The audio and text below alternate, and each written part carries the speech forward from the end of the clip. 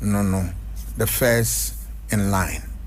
It is anchor the third in line speaker or upiwo other ethnic group ma anke sadan oyan and no, maybe I do not subscribe to that.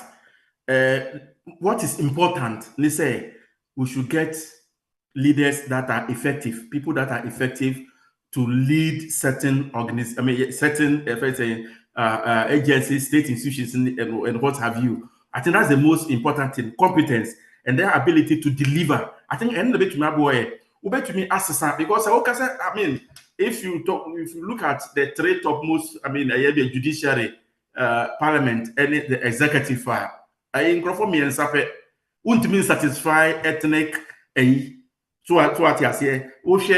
Yes, John Mahama is from the John Mahama from maybe from the Gunja land. Bagbi comes from the Upper West region. Okay, but because they are all coming from the northern part of the country, I do not think that it is I was entertaining. We should rather be looking for competence. We should rather be focusing on competence. So for me, it doesn't matter. When Rollins was if I say Rollins a president, just DF Anna on free north. So I think that in my view, we should dismiss that and rather look at the competence because you can't satisfy ethno-regional balance with three people. I do not think that they will be able to meet. And in any case, these are people that are coming from different areas in the country. This one is from Upper West. This one comes from Savannah region, right? Egonja and then Dagao. So what is the point here? So for me, I think we should rather prioritize, competence. Because if you look at, for John Mahama, a election amount for Ediaman, he has, distinguished himself as a person here. If you look at the type of parliament now, any the way now with me a working parliamentary, I think that the experience now on so many grounds. So I think, in my view, we should rather be focusing on competence because you can't satisfy an original balance. Talking about three positions. But in terms of the government appointment, constitution, that one maybe it's a ministerial appointment and other, I don't know, NIPA also. So that one you throw the net around almost every part of the country to have representation. But at the top, if you're talking about three positions, you can't satisfy it in regional balance. So I think that we should rather keep to the competence of people that are involved. Yes. Speaker, deputy speaker, first and deputy speakers, in my view, because normally, according to the Constitution, Article I think 96 1B, they should not come from the same party, right? So looking at the type of parliament now, 183 seats for the ruling party, and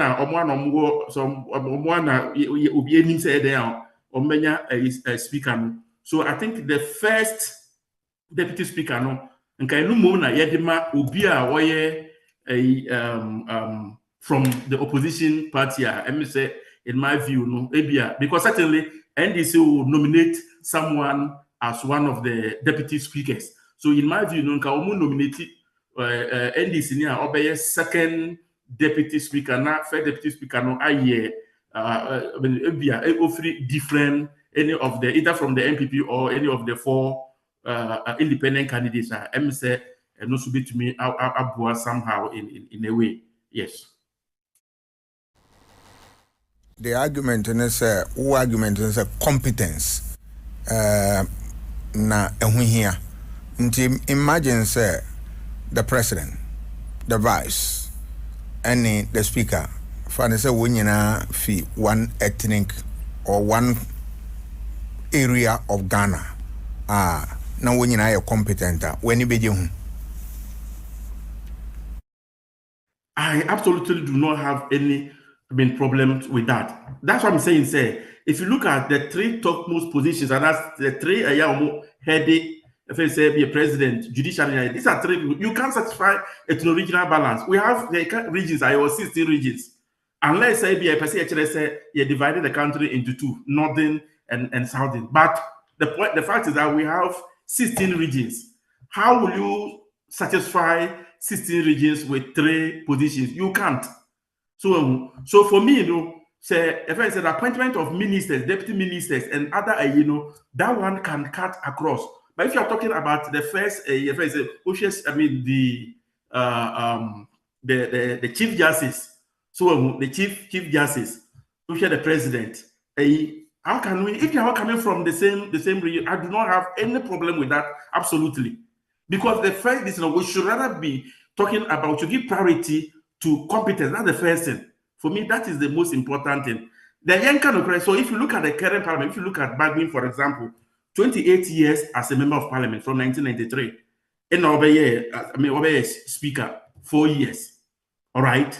So because John Mahama is coming from the Savannah region, and Bagwin is coming from the Upper West region, so it means because of that, Sister Bagwin, the competent Yankofa Obia, a friend saying, Ebia or not so in my view, I do not think it is something that we should be entertaining. Yes, we can talk about regional balance in terms of because there are other positions that are ministerial positions, and this is appointed by 16 ministers. So 16 ministers, we have 16 regions. This can come from different so in my view, I do not think it should be a problem. Even if you have the president, the Speaker of Parliament, the Chief Justice coming from the same, I think that no near yes. Oshe, Mr. Bagbena, what does it bring to the table? All right, so I think the already table no experience, the long service about Parliament, medical kind 28 years. At that time, he was the longest serving member of Parliament. So at the time, said either the longest serving as one of the longest serving at the time now of free Parliament. Now, person who the nearby Edibai, especially the last Parliament, the 8th Parliament here, I can as me. So at the time now, or take a certain decision on the e-levy, now was it the budget? Is that the budget? I think that it was on the budget, rather, on the budget. Or take certain decisions, and the deputy speaker taking over, and or reverse that decision was reversed. So people were expecting, make it be a pro NDC members and the supporters, they were expecting say back being bar. Then once a deputy speaker can reverse the decision that was taken by the substantive speaker, upon his return, he can also do same. But Oba, we didn't see that. So he brought some experience to bear. And there was sanity in the whole thing, and we moved on. So I think that he's coming to this role with the same, experience. At least having, he's been in Parliament when NDC was in opposition, when NDC was in government. Now he's been in, led. The Parliament now are divided, right? A hung Parliament. So he has experience from all these perspectives, and now coming as a speaker, right? To lead a house where NDC has that majority. And I think that he's the right person to be there, because on one side himself, they will have to allow also help also help the minority, even though the numbers are very small, to make certain case to punch, and then so that they can learn so many things that will improve governance in this country. So I think that he's coming to this role with wealth of experience, long service, and then the knowledge about the practice, the procedures, and everything. So I think that he is still, in my view, the person for this position. So if he's nominated or elected to continue, I think that it is in the right direction.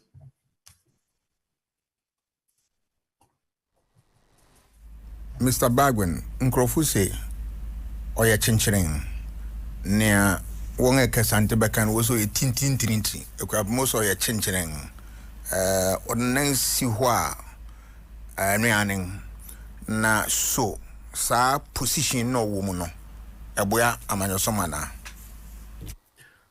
Well, it depends upon near ebio nipa no ejina so na oka na se bia nkatimiya se bia A, B, and C ACA the positions ni. In my view, no, I do not see it from that because just recently now I Tawantawana AC Parliament. I mean, about 4 members of Parliament now will take a decision. If I say, there almost eventually Supreme Court in the Supreme Court if I say decision. So now the issue is I'm saying some way discussing about this platform, right? And I mean, so for me, I do not think say you be a or can't say more. Because basically, who studied by being here, there are certain then will be taking decisions via, especially this 137 parliament here, you can want to say me. A do be here, ultimately set time, a beer, or 30 minutes, and 1 hour, no about, or bar, or the reasons, or indicating standing orders in the So, to the best of his knowledge, or no, it will take those decisions based on one understanding of the practice, the law, and what have you. So if the Supreme Court decides, say, Abia, you are wrong in looking at it from this perspective, that is it. But that doesn't mean, say, it's like, because once you believe in something, once I believe that the decision that I have taken the most appropriate decision, I will stand by that decision. If that decision is reversed by a competent court, so be it.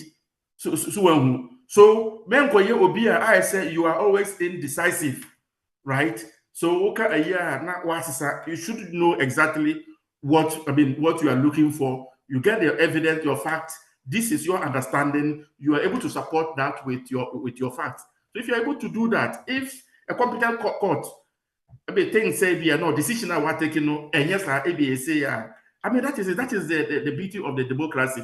So in my view, I do not see, unless maybe there are certain key maybe a normal media to us in semi area, he took this decision, he should have done this. But that is also your interpretation of issues. So I do not think that a bit me a faulty opinion. Yinra Bagben na adwuma ye ene se no oye non ufo se NDC for one number eye 183 and MPP 8080 and how strong Mr. Bagben is. So ebeboa am a parliamentary business akoso yana. Syria, the next few months, you ever betty from even the NDC complaining about how firm Bagben is. Bagben will be from the experience. I think he will not just, even though it himself NDC what this type of numbers. So, but I think that in most of the issues, he will be given opportunity, the minority.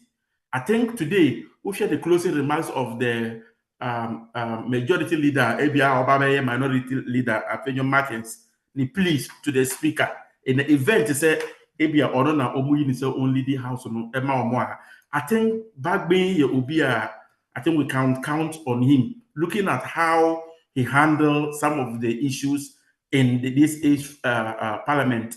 So I think that even though NDC has this majority, but it's not just going to be like Bibiana or say, Edison. I think he's going to give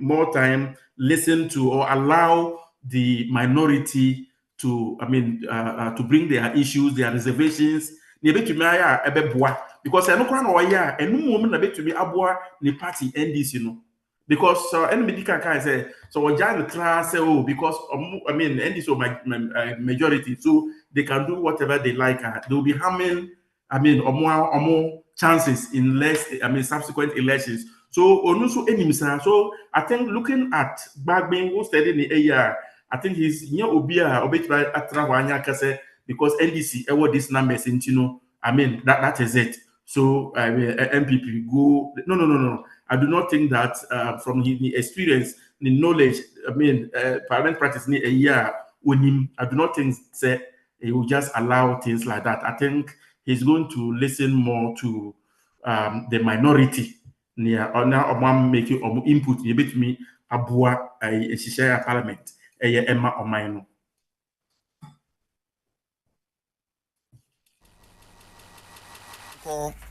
Hamanoso na many young reporter Nkasa Jalil. Yes, Sidian. Yeah. Hello, Maswell. Oh, Hamanoso. Hello, Maswell. Maswell or Maswell. Maswell or Hana.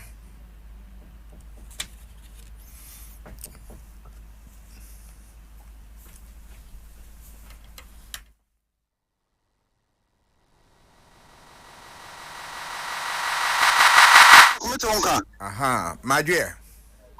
Yeah. Deng na koso parliament fama ni bi boyenge. You doc. Your baby PM have no senior efa na so be do parliamenta. Free security checkpoint ni parliament ni mono. Police for abobanya enye bambo eketwa na wudi romu so abo barricades police checkpoint bibiri esia ohwa amanfo ba ya hwese obia ebedi mraso na wode ba be wurasa wo be wura chemba ni nso a bambo ya yiri mu kete me no kasai ahemfo a efra omontoma ene mpanimfo mo free nkurunkuru so atu kwan aba ha omunyi accreditation ti me no kasai ya mpene amoma nwuram nti ya yiri bambo mu kete se wuni accreditation a woni ho kwan se ye be ma kwan mo wura chemba ni mu enti me no kasam penimfo titiri ni eni tire bebia aka epolechi ayem mo kwan mo nwuram enche bia ne ehunu se emrase badwafo ayi wo foforo oka abasa ababesia omo nyina ewura chemba ni mu fefefa omo ako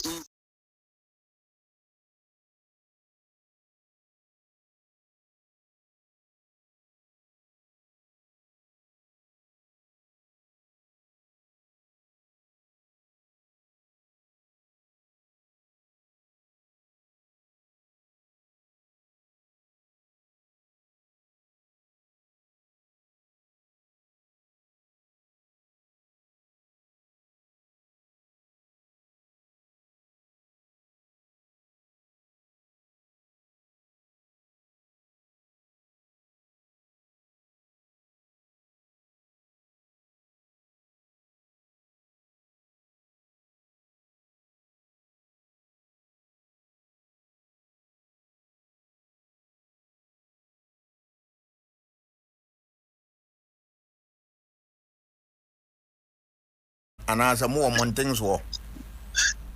we no kasai journalist ahodo na eba ya omunyi accreditation ne die woyɛ hwan woyɛ pani woyɛ ɔhene woyɛ hwan woyɛ accreditation dia woni ho kwan so bi write mbani ma Nigeria this whole accreditation card ɛyɛ parliament na dia ma wo so wo ho kwan wo ho akwanya sɛ wobetuma wuram na megiri sɛ na bebre nim sɛ saa na beba no ebi wo ha ahemfo no mo nim sɛ wo yɛ ahemfo ne yɛ mpanimfo yi die ebi wo ha ebi ebe me wuram na so security bambo na wo le kyerɛ sɛ wonni ho akwanya yɛ ma accreditation card wonni ho akwanya sɛ wobewura chamberlain Wanga wo ho no a wo bobang no wo ye sojafo ana police fo ana se ekuwa bi ni nyina ho meno kase me shedan hu sojani bia wa ha police for la mehu from gate eba inside police for doors fire service for wa ha police ni fire service na ye mehu ni sene omo doors wa ha omo ko ene eba na eye parliament adwumayefo omo so security no almost boban ekobasa na se eye soldier for there me no kase me family soldier ni a or parliamentary Na wo abonten anase wo inside. Oh, me friend maba be gin me fi chamber ni epia ba abonten se be a distraction na emantin sisi no ba be gina chamber ni me no kasa impanimfo ni bia ba ye convoy di o maba be do a ye mu si ewura inside enti me no kasa me chamber ni mu pe na me no kasa Na inside one ka bibi kire den na ekoso you call insider. Any anim said the Parliament and I said, say your barber swim at Sebega 444, your barber swim in a send it here. I buy and not she says, say, a better say, a mouth for better than I say, son say, the money fit yes, and not in Yintino. You say, your best shady panacea, Bema, Ubia, baby, Atina. Nti a mouthful a so bia baby at natna. Nti in me a quincy biana and my Sebega for you for free. Amuna be the cast by I do more big rama. I fell on more air rama continent and son of Median Efras. It's inside here. I am she says mouth for betanasi. We are say I am not the fooling and a merasua. Omuna be free Median as a paper sedia. You can say a corona. The Median Infras, no, a Tenasian and she say, and it said, Debia a corona. So said Median be drew only be frasiano. A mouthful barn a bay inside. I hope one in Tinia been playing, or more say, or more betnet nasi, never beer, a wash would be acting and be free Median asano. That's nothing to so far, say na inside and so at ye. Na public gallery hono. Dignitaries bang na wo ho and nipa bang na wo ho nipa bi aba ahemfo bibi aba na mpanimfo ni bia omaba me no ka say dey afina mpanimfo a wo so omo begiram ye dimadi no convoy e dey omaba besia ye omo sisi efiri mu akwatembani mu enti mpanimfo a na ba ahemfo ene ministers ni bi ni hu wise abesne ko enche ni hu afenyo marking majority leader ono so ni hu so betwa mu ko enche na minority side ni so say enya hu dey still na bit ma from minority side ni so ni hu say honorable Clement Park ono so ebe mu amanfo on bia ono so keka ho ni so mu na aba be diso a omo nyina mu omo so akwa se enti so far I have failed and penifo a wo so mo ba bedi dwumadie no omo begidi anu di no afa na mamu se motorbike de convoy aba besi a omo so esi akwa timba ni mu a wo sha we MPC na won aba ho na atitiri fo ben a wo ye party fo ben na wo me kire NDC fo any other parties won atitiri bo ba kwa bien bi bobondi na hwe ne hu ne yakoso. Okay, say you can you go you receiving katia you receiving katia waha and the majority na and I'm kind honorable Joe Wise and so abba say so wise by CCA the honor so abba also eba be hese the media no ebekonti penifo a metina kase omo mehu omo e waha ni bi eno no Honorable Joe Wise, Honorable Sidney Katia, Honorable Clement Park, any omo keka home we say bebre aba omo so in room bebre ni room afei na me say bebre no boss omo bi room no makwa kwatena se nti ene say idwade ni be frase be no do bi ni enti no do mi no na dwade ni be free na pompo so be frase ankasa enti afei na dodo na so boss omo ba be chimba ni mo na se be a dwade no ebekoso. What was so total form no then information wa pick wo ho say abato no ebekwa afa what matter be sir. Yes yene me akwamini ibimu edidi nkomo kakra na de na yene say me na chairman de on Pandai NPP chairman na menini bidi nkomo oba na o ka kire me say abato no aya disiade e de ama omo NPP for na omo nse omo nsusu ana nyino nwu se na sei ene betumi ato omo nanso ababeto omo nto bodi ye disuade na eye asaman kase MP eye lower chem anu so MP fe no Owen Frempong the man for friend darling boy and only a month for ding como TSA Cubano and an incommodium what to say. When Komo Tayan say and Komo a chim seat in and a bit more effort would be then so more bumless with your mono. Or say next election on be make sure say city Biaka watching German Lombardia from Winsome and so more Bomodia Quasomo Quack to my day or more fat. Bringing or winning into a moon found home for Yapadism. Or more the Bomodin say, next election day, any city be a coward, this MP petition or Ombemikisha from Medjama DC. And to more, I deal more Quakoy and Neso Mukakos in Abema Sebede Fono, the main business, or many abris business, or Mobeyajuma, Abuama, constituency, no we say, or more Mammy Diagro. And yet, I'm not so big. I couldn't and I almost saw more better. Then, what's some way you say, or more represent your move for no, or more be no man, but what the idea? Send ye a month for the one say, I'm part of my basso or more boy, then we now good and on Babity. If we not share fita, why you wooing, him. I'm not for us, Fitano, Oma, and my subject of 4 years or more for Frono, and will be able to was a fita. A como, or more omukunum, and a month for a Juma or mono, or Mundinas was a fita and say, almost said, a woman month for a name, and my very seaside met my can say as the NBC for good one no Mundinas white, a so white, a form white, or when you nash a whiter, or Mrs. said, or wedding Kuma, a brosso, and a knitted that a more mention of na as if for now, MPP for no so down on I say.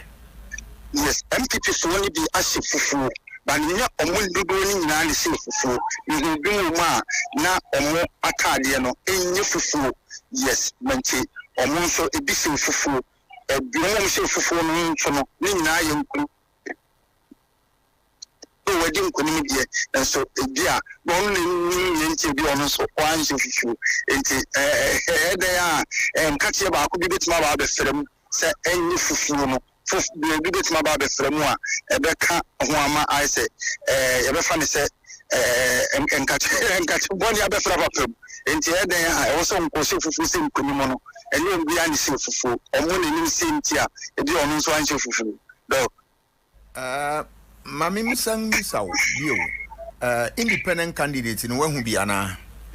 Independent candidate in family in BCC or Money NDC for or moving sitting in or buses ABC or and MPP fully been so or my individual lamp police ABC or Mississippi. As for independent candidate in the my big Jinaya report to me who said about compress. Na me expectation can be a plus and I say other ones need be not complete clear but ya can simply be who said it will be a C. So journalists what does one answer work a crabby? You know, because a journalist who had also papa Omodoso bibiri central for baby gua sanse say a mere way a central for juma saman for beti amanfo bi hunye koso e parliament mere anajo wasenka yadeda enka yaji ahome na nka bekọ adwuma no ya na nti amanfo beti no ni na journalist for adwuma nti mino kasa ide journalist almost stations ni na ababi gua ya pick dwumadie no na almost so ediama mansan who is the cost parliament anajuya ya kasei mami sao when ya mpanimfo anase MPs ni bi akasa na se bi wo ncha na mayenti won me no kasei de omo nyina wura inside omo ko inside omo sanse dwumadie na nche mpompon so le twen so ben mera ni nti no omo nyina wura inside na ye ni bi kasa ya ansa no omo wuram nipa ye ni yenu yensa bi kasa ya MPs ya ye elect omo foforo wo ka enigye ene ahosepa omo etumi di aba esan say na omo ye omo akonya ne orphan constituency meaning na ye MPP ena na etisa nkonya ne so especially bibie ni ania so bekwai MPP na atena so saa ena aya lower west atem eno so na ye MPP na atena so saa eno ntino omutumi de adwumaden ababa betu eye NPP for free so ma oba betena so no wo eni je so nko bia ewo mu ahokeka omode ba mere sebedwom ene wo kasem ebasa obi a wodi nkonim na ne akamfo bekase na kokoti kakraba gagai kakraba amoya metri so kakra kire se ampa je inde tumi ababa betu asimasi na obrentin fi na kunya so se ofufu wo ni fi ya wodi fu wo ni fi no tuma kwatetere ni nsaguleti na se bi wasesa ne niam ade na chese unso tumi woni tumi ntisi atumi atu obi afiri akunya so maba beje ne de akire anigye sonko bi a wohwa ewo mu ene ahokeka omode ba parliament no wotumi se anigye enkoa ena ewo mu a omode eba bi wura mu anza na me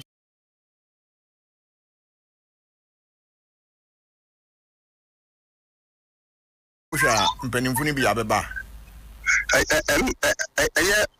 majority side in CCR majority side no yeah mpenimfuni bi aba se ena me ka se dwumadie no enyam form enyam skate ye no munyam firase no afia na ebimu eba afia na ebimu ba me no ka se wo bi na wo gate na no convoys bi edisu a eba ye hwenti still na ye hwempenimfuni bibiri ani se omuso ba be ka ho ne free dwumadie na se na etoda me honi se obi a se bi ayi to akonya so ne aba ba je free nsem aya na enye de enye deniti no ebia na hokeka wodi beye ne sede ono ebetina kunya nso no aya na nso ye wu enti de ono aba be din kunima aba be ja kunya no ohwe na hokeka wodi aba betina kunya ne so ene de ye tum na hokeka no aya na nso ye wu mti ye den a de ono wadi kunima aba betina kunya no so de ne ho epre ni nti no obeba ntema aba betina so na de ye tum ne de toda ya kra de ya de ye nyatuma ni nyamba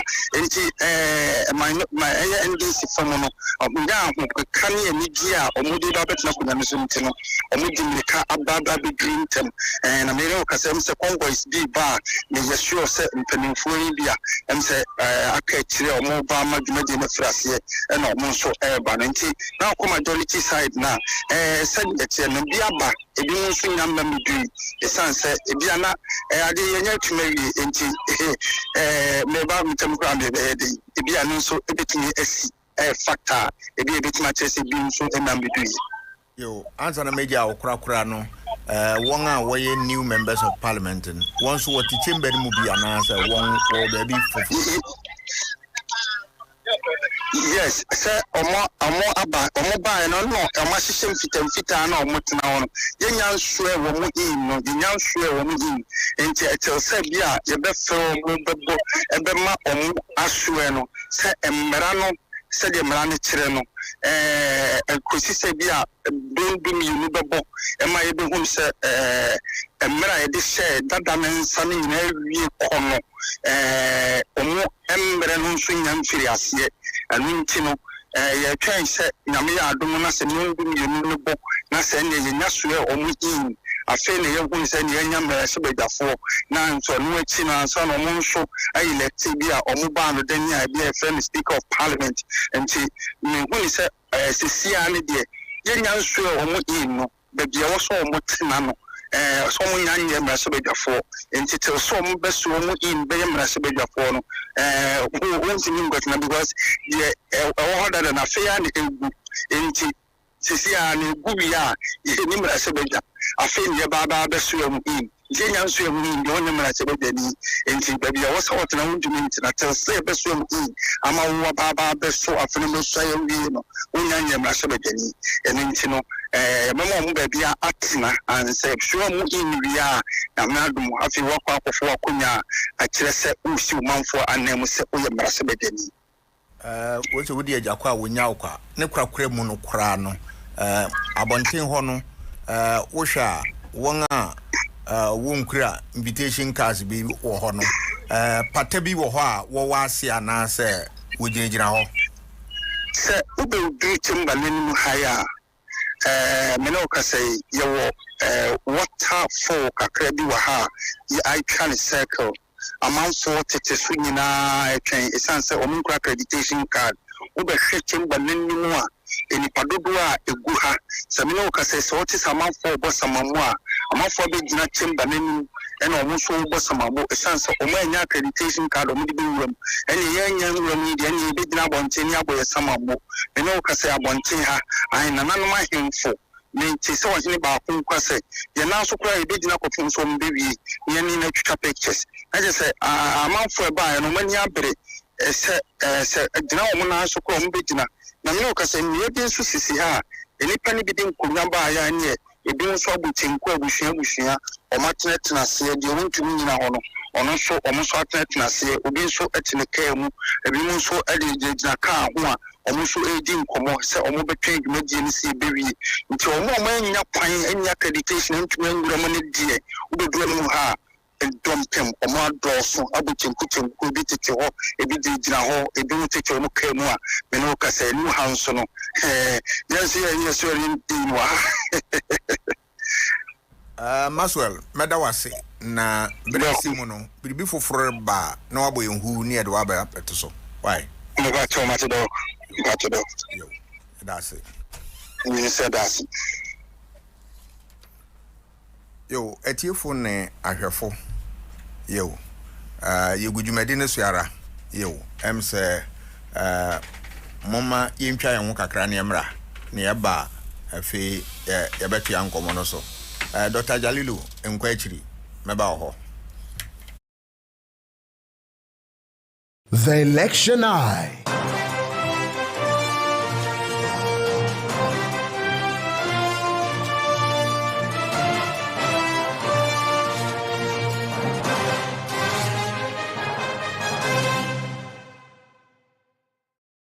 Ready for something refreshing and great tasting for your kids' enjoyment? Angel Cola. For your graduation enjoyment? Angel Cola. Beach hangout? Angel Cola. For all your refreshing moments? Angel Cola. For your parties, get-togethers, events, and celebrations, enjoy a chilled bottle of Angel Cola. Radio Grandma, today is your day. Over to you. Thank you. Enjoyment Cola. Angel Cola. The Enjoyment Cola. Enjoy all your moments and fun time with Angel Cola. This advert is FDA approved. Ready for Election Eye.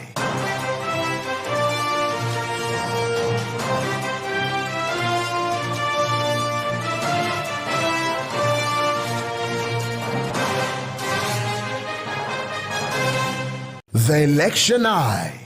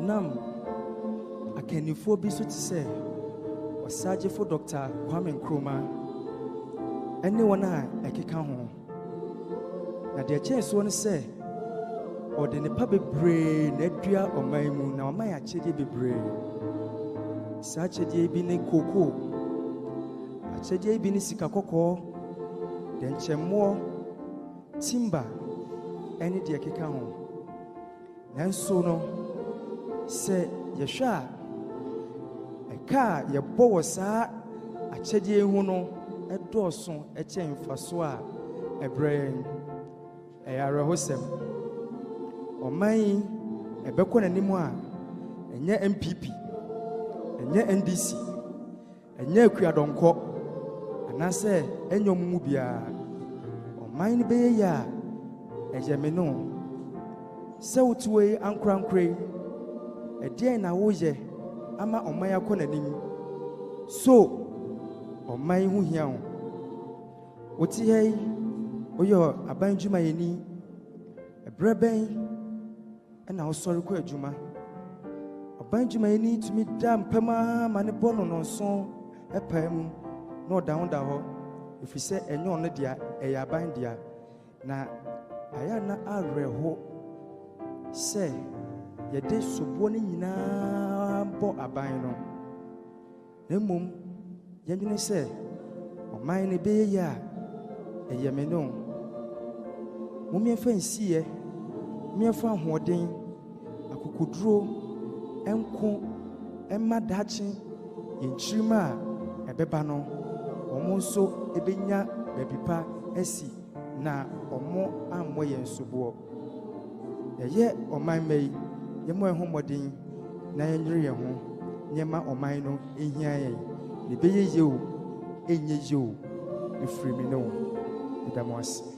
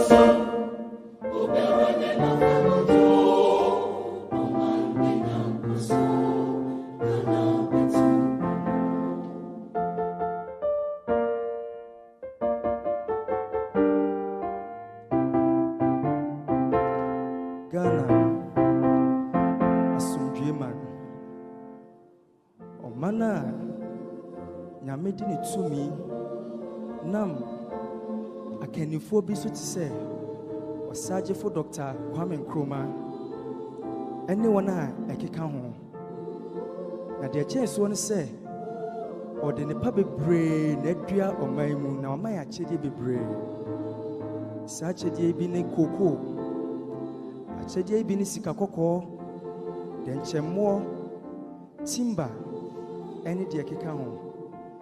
Nanso no, sɛ yɛhwɛ a ɛka a yɛbɔ wɔ saa akyɛdeɛ ho no ɛdɔɔso ɛkyɛ mfaso a ɛbrɛ yɛn. Ɛyɛ awerɛhosɛm. Ɔman yi ɛbɛkɔ n'anim a ɛnyɛ MPP, ɛnyɛ NDC, ɛnyɛ akuadɔnkɔ, anaasɛ ɛnyɛ ɔmo mu biara. Ɔman no bɛyɛ yɛ a ɛyɛ me no.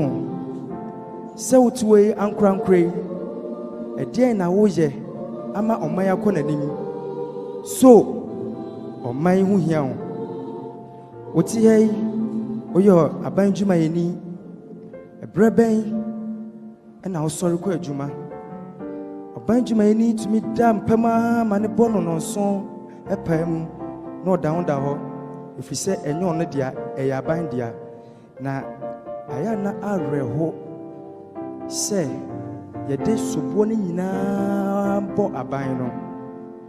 Na mmom yɛndwene sɛ ɔman no bɛyɛ yɛ a ɛyɛ me no. Mommɛmfa nsiiɛ, mommɛmfa ahoɔden, akokoduro, ɛnko, ɛmma daakye, yɛnkyirima a ɛbɛba no, ɔmo nso ɛbɛnya baabi pa asi na ɔmo ammɔ yɛn soboɔ. Yɛyɛ ɔman ma yi, yɛmmɔ yɛn ho mmɔden na yɛnwere yɛn ho, nyɛma ɔman no ɛhia yɛn. Ne bɛyɛ yie o, ɛnyɛ yie o, ɛfiri me ne wo. Meda mo ase.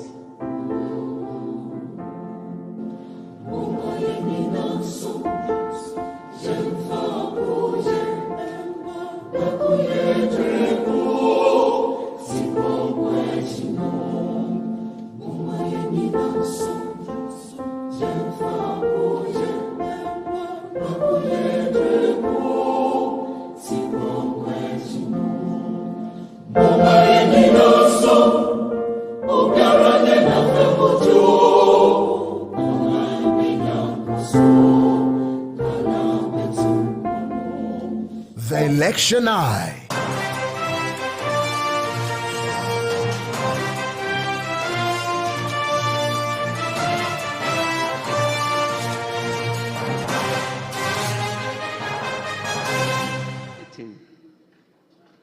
Of the 8th Parliament of the 4th Republic of Ghana. We are moving to the final item of the final sitting before the House will be deemed dissolved.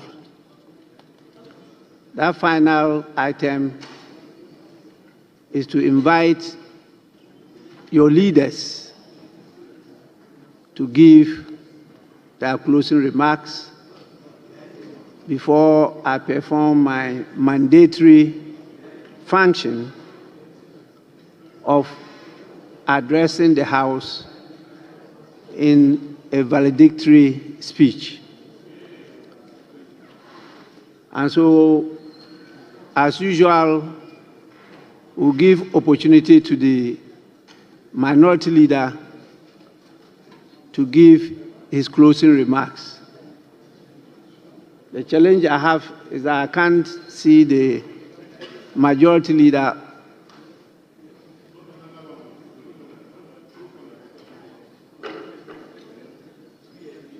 at his seat. There's a signal, he's on the way. And so he can start? Yes, please. Mr. Speaker, if the minority leader starts, the majority leader is on his way. He has no problem that he starts in his absence? Mr. Speaker, I think the practice is always the minority leader. No. We're not talking about practice. For the practice, I know it. Mr. Speaker, he's on his way coming. I've called him. He's on his way. Yes.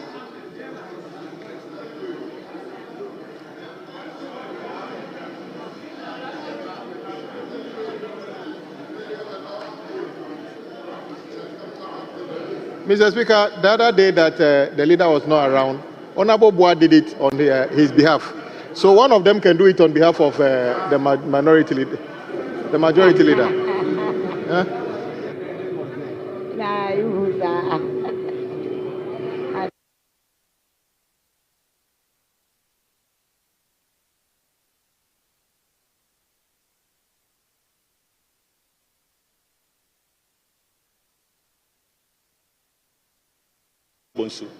The former majority leader. We also pay tribute to Honorable Haruna Idrisu, the former minority leader. Honorable James Kluche Aveji, the former deputy minority leader. Honorable Muntaka Mobra, former minority chief whip. Right, Honorable Speaker, every chapter of this journey has been marked by its own twist, turns, highs and lows. But in the end, the NDC Minority Caucus delivered and lived up to the expectation of the people. As we reflect on the years, we are reminded of the truth that all things, both good and difficult, have a beginning and an end. Mr. Speaker, as we draw the curtain of this distinguished Parliament, we cannot help but to give thanks to the Almighty God for His guidance and grace throughout this tenure, throughout our tenure. His hands has carried us through every storm and the challenges.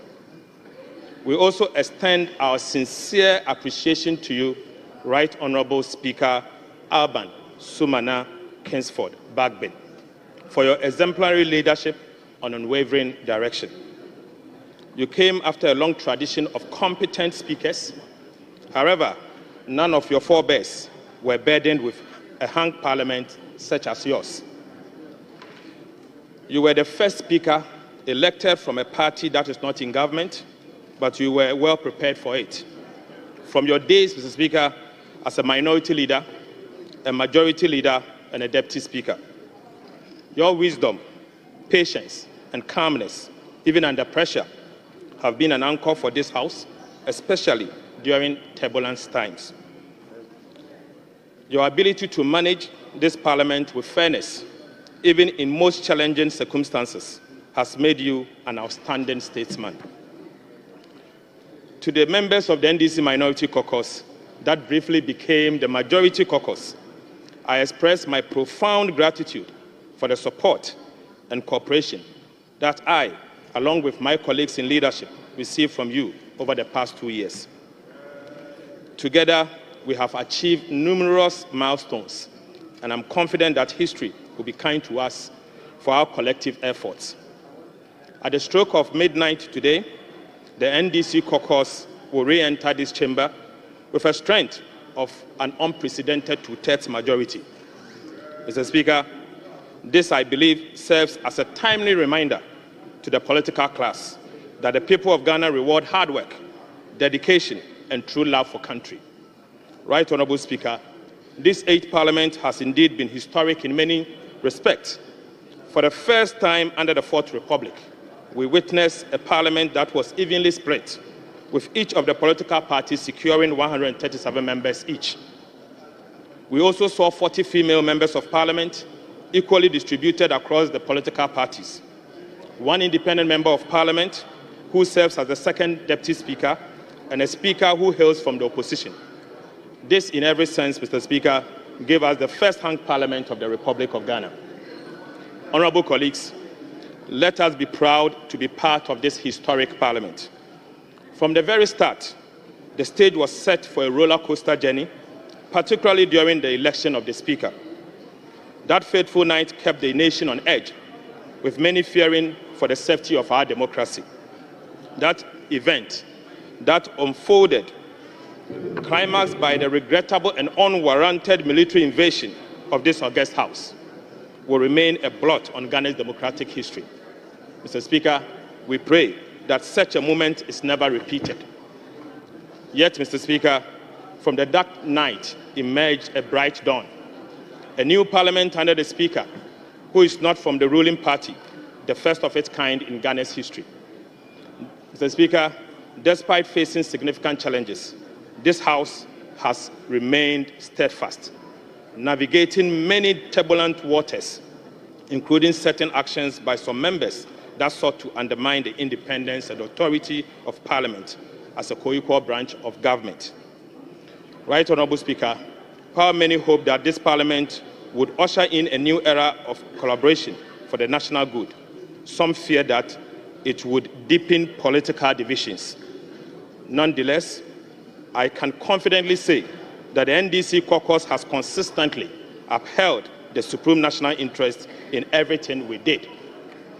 At every turn, we had been guided by one principle: to do what is right for the people of Ghana. Mr. Speaker, every policy or action of government that we criticized, we complemented with superior, constructive, and alternative proposals. Although, Mr. Speaker, our views were often ignored, times has proven that many of the positions we took on critical national issues were correct. Right, Honourable Speaker, one of the most significant and fiercely debate we witnessed in this Parliament was the protracted struggle over the electronic transfer levy bill, the famous e-levy. The NDC minority stood firm with the people of Ghana against this unpopular tax, while our colleagues on the other side supported it. Right, Honourable Speaker, despite the strong resistance from within and outside this chamber, the e-levy was foisted on the people of Ghana.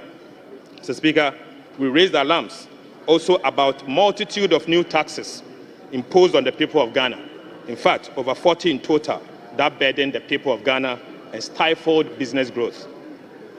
At the same time, we witnessed proposals that were supposed to grant $450 million in tax exemptions to crony businesses. In the spirit of patriotism, Mr. Speaker, we demanded justification of this request, especially as Ghanaians continue to suffer from extreme hardship. Right, Honourable Speaker, I believe that posterity will surely vindicate our warnings regarding the reckless borrowings and economic mismanagement under the President Akufo-Addo and Alhaji Bawumia's government. Records available to this House shows clearly that, Mr. Speaker, some individuals in government profited to the tune of $159.3 million in transaction advisory fees, whilst the country was saddled with an unsustainable public debt. We also spoke out against the mismanagement of the central bank, which led to the negative equity of $55.1 billion Ghana cedis in 2022, and a cumulative loss of 71.3 billion Ghana cedis between 2022 and 2023. Mr. Speaker, as a result, the Bank of Ghana became policy insolvent by end of year 2023.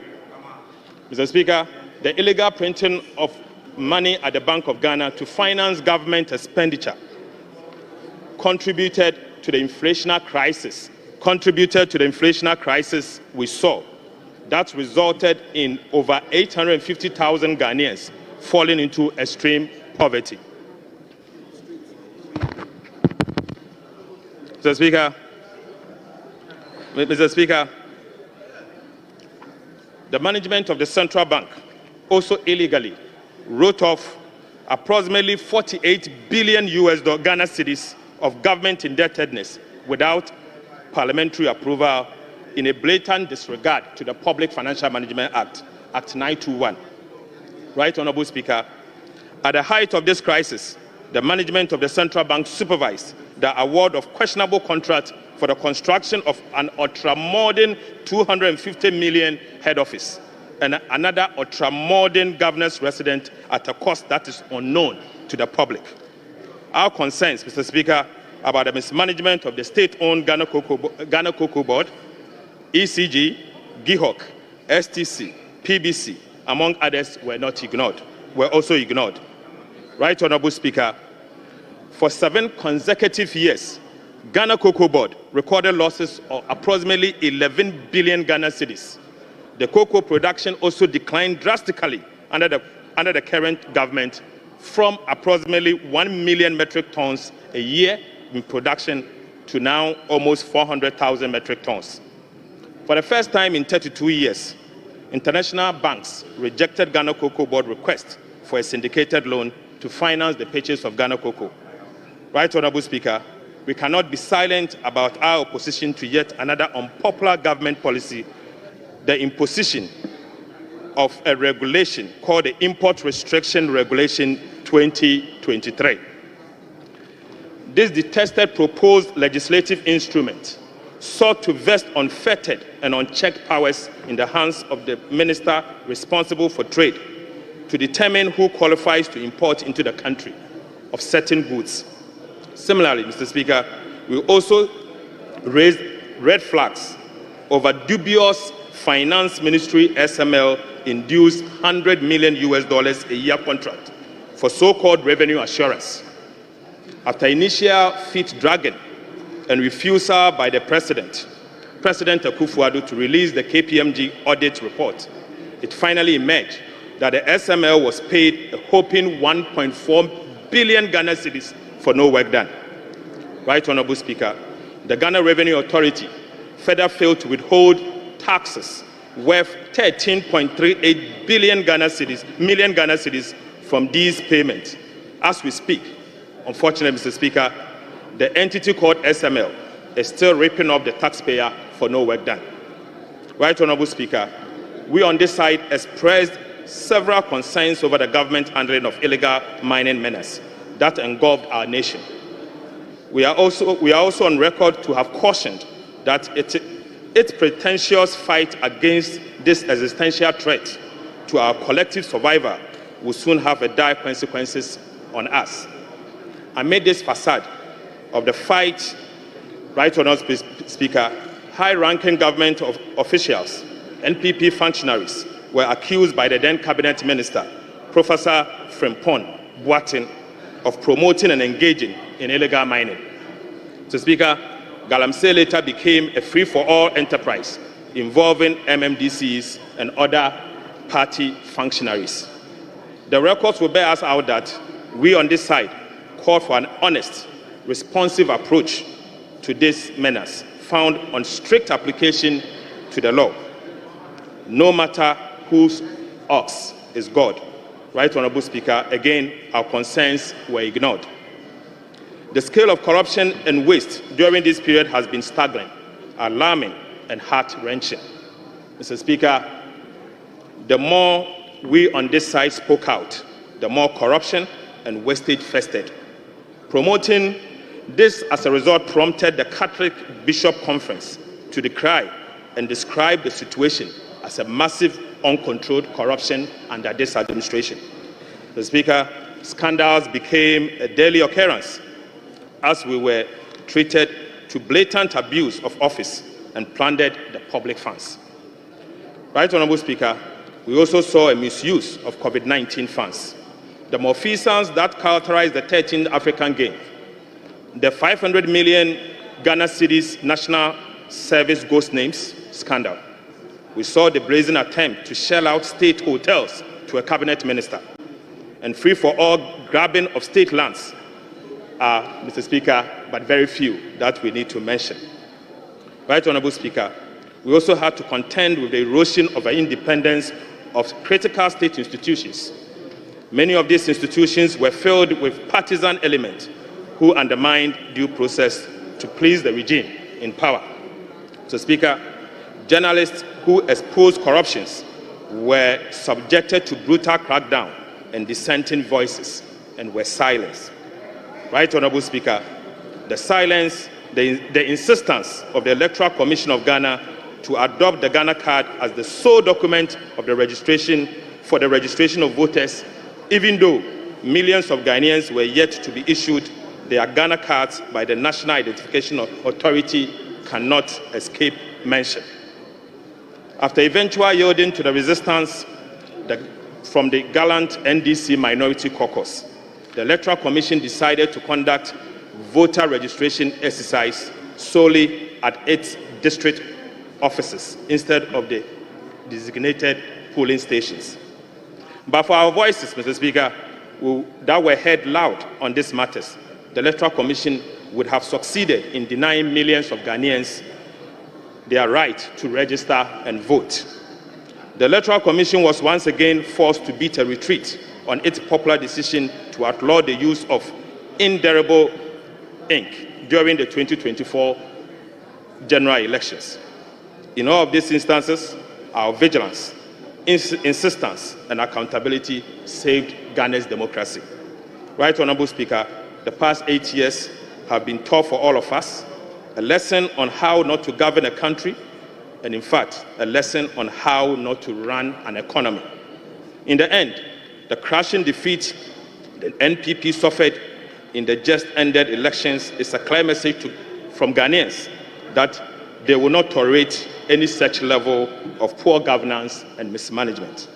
Mr. Speaker, it is deeply concerning that those who oversaw such disastrous performance in government would have the audacity to adorn themselves with accolades to the chagrin of the people of Ghana.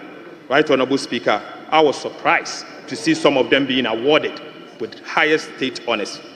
Right Honorable Speaker, at the personal level, I have had to pay a heavy price for my stance against the government mismanagement. Mr. Speaker, my recent prosecution, or call it persecution, by the Attorney General over frivolous and trumped-up charges was calculated to silence, intimidate, and completely extinguish a known dissenting voice. Right Honorable Speaker, my crime, Mr. Speaker, was that I sounded alarm bells on an economy that was being mismanaged and ruined by an act and omissions of a select few in government. The fact that my prosecution began in the wake of the tussle over e-levy should not be lost on anyone, that I became an instant target for the regime. Mr. Speaker, I was charged on the Christmas Eve, a few days after the rejection of the e-levy and the 2022 budget. Right Honorable Speaker, from that point, the Attorney General and the Minister responsible for Justice, Godfred Yabu-Adame, in whom the prosecutorial powers of the state is vested, was determined to deploy all crude tactics, including the use of subterfuge, to achieve his ends of malicious prosecution just to satisfy the regime.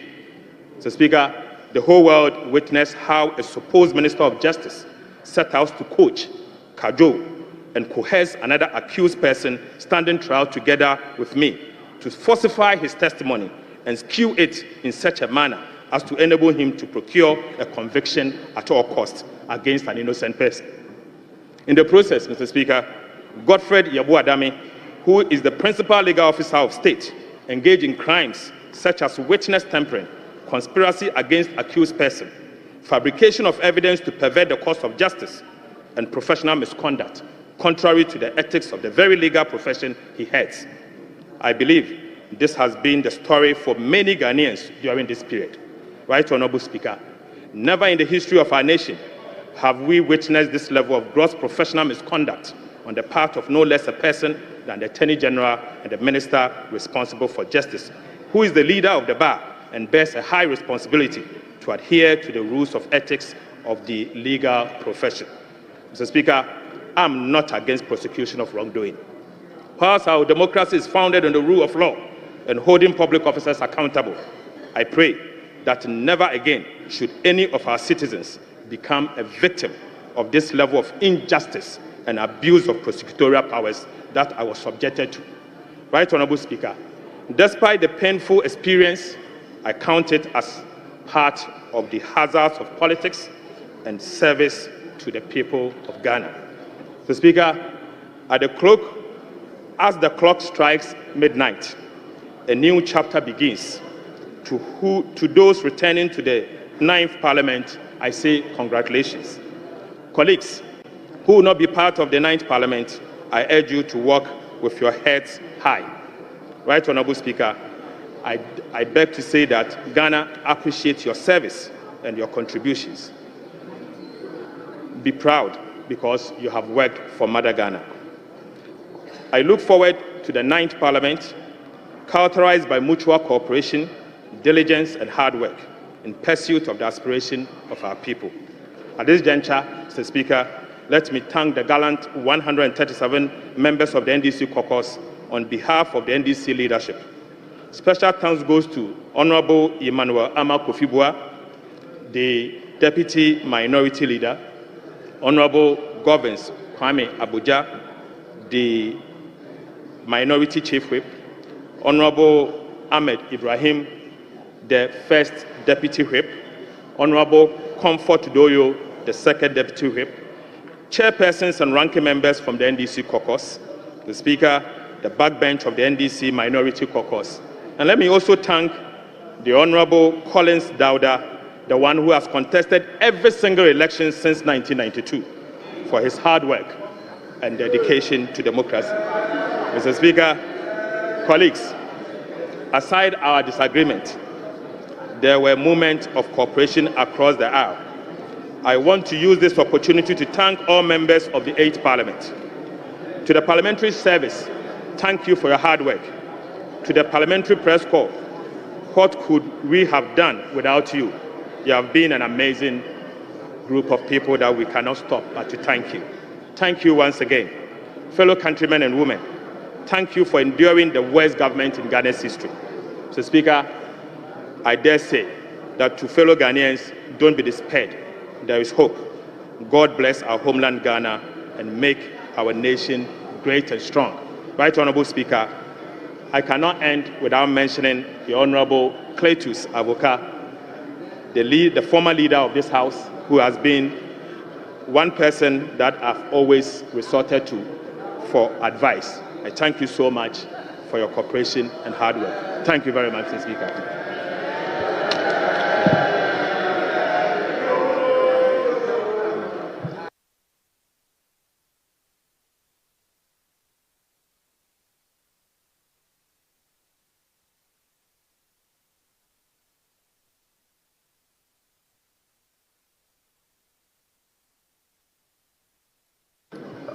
Honorable members, it's now the turn of the Majority Leader and the Leader of the House.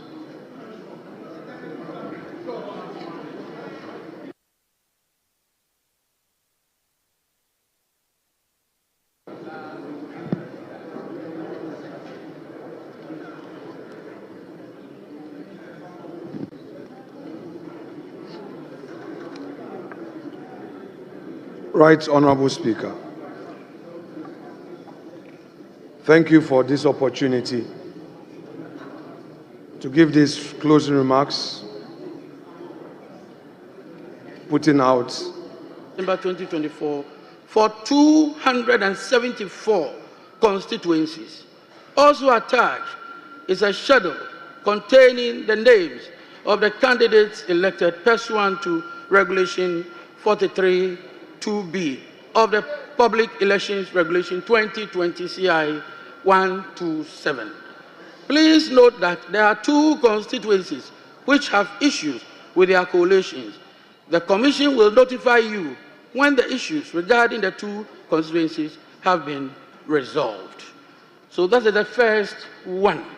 The second writ of elections was received on the 2nd of January 2025. It reads, the Clerk to Parliament House Accra, yes sir, submission of writ of elections for the Domi Kwabenya Parliamentary election held on 7 December 2024. I bring you greetings from the Electoral Commission and trust this letter finds you well. Following the completion of the collation of polling station results for the Domi Kwabenya constituency, kindly find attached the writ of elections for the parliamentary elections held on Saturday, 7th December 2024 for the Domi Kwabenya constituency. Also attached is a schedule containing the name of the candidate elected pursuant to Regulation 43 2B of the Public Elections Regulations 2024 CI 127. Signed, Samuel Tete, Deputy Chair, Operations. The third writ of elections was received on the 5th of January. 5th January. Also addressed to the Clerk to Parliament, and it reads, Dear Sir, submission of writ of elections for Okaikwe Central, Tema Central, and Techiman South parliamentary elections held on 7 December 2024. I bring you greetings from the Electoral Commission and trust that this letter finds you well. Following the completion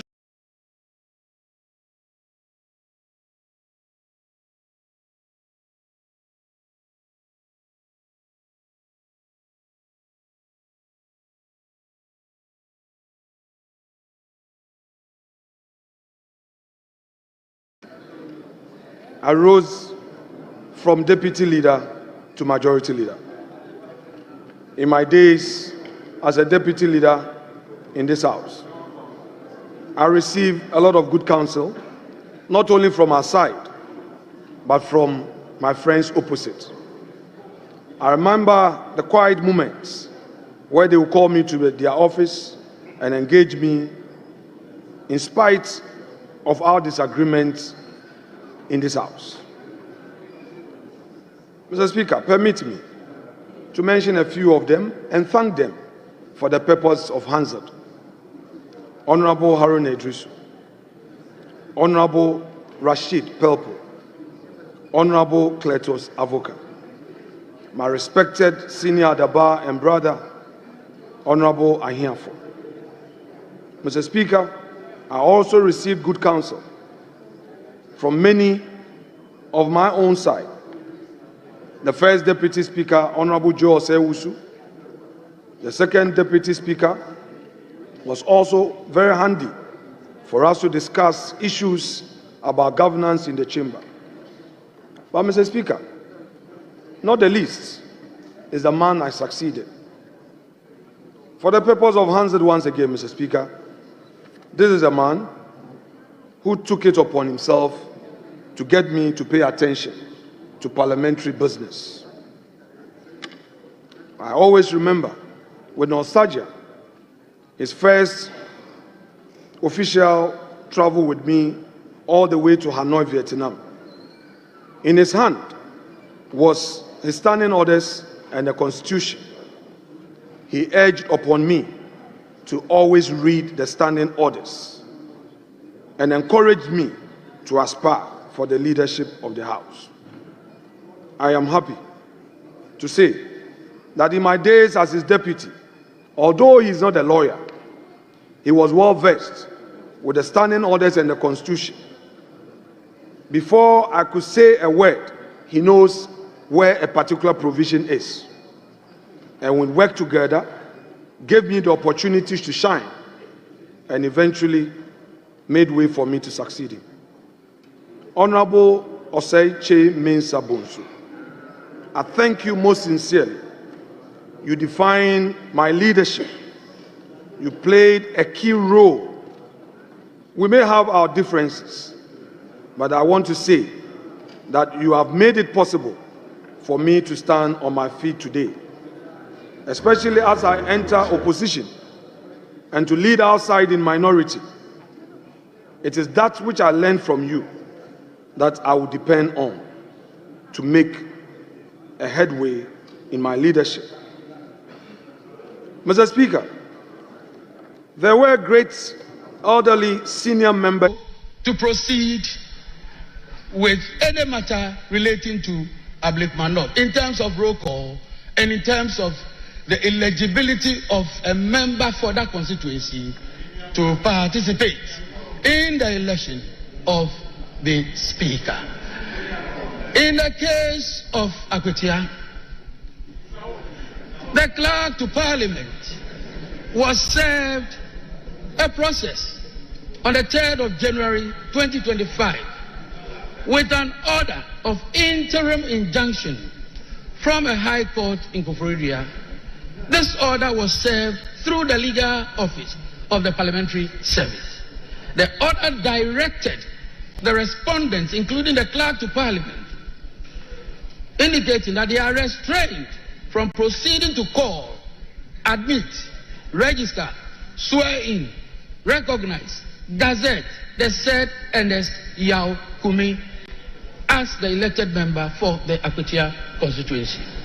At the time of the receipt of the order, the Parliamentary Service had already completed the process of registration of Ernest Yao Kumi as member-elect. This is precisely because the first writ of elections that we received, Ernest Yao Kumi, was part of that process. So we received writ of elections in respect of Ernest Yao Kumi. And without the pendency of any suit, any process, the Parliamentary Service, in compliance with due process, had to register the member. So we did so. Subsequently, it has come to our attention. There's a restraining order of the court. Restraining not just the member, but the clerk to Parliament from proceeding with the registration from proceeding with the members' participation in the election of the Speaker. This is a matter that honorable members ought to know.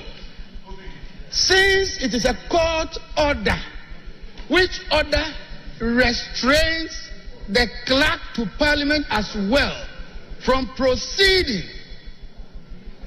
or dealing with a member in this matter,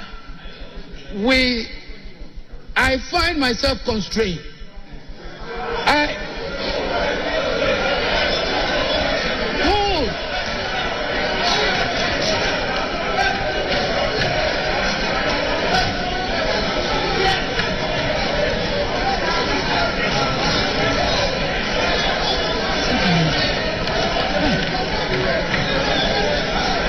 Listen to me.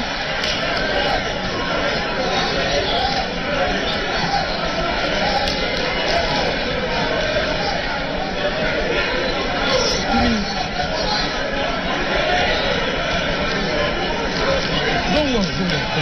Let him finish.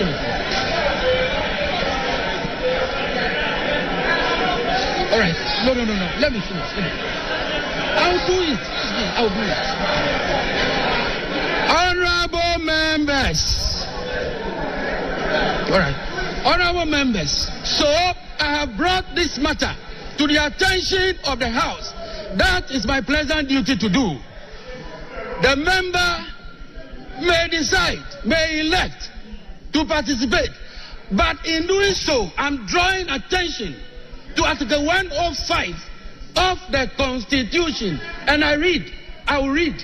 A person who sits or votes in Parliament knowing or having reasonable grounds for knowing that he is not entitled to do so commits an offense and shall be liable on conviction to such penalty as shall be prescribed by or under an enactment of Parliament. Having done this, I have discharged my noble duty. I will end there.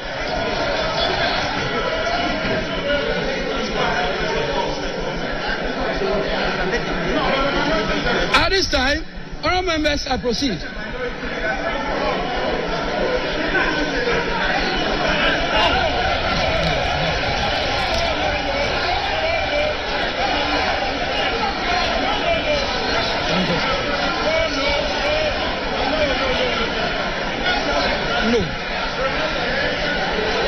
No.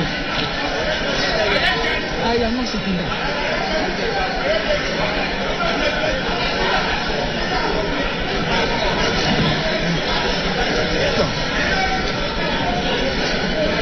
Mr. Chairman, Mr.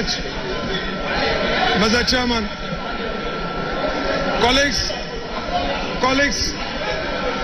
colleagues, please, let's make a headway.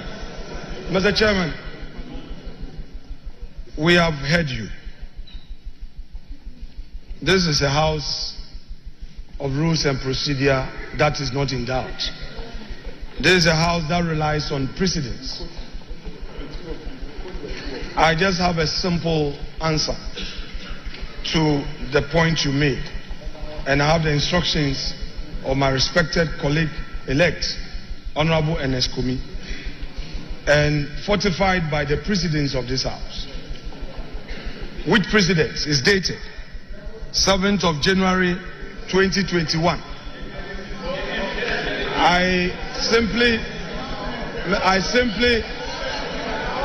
Mr. Chairman, the member so desires to proceed to be sworn in and to also participate in the election of the Speaker and bear the consequences himself.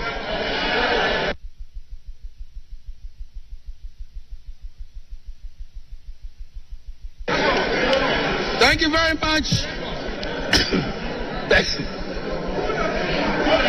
Thank you very much, Round Members. I do the roll call. Proceed with the roll call, and I will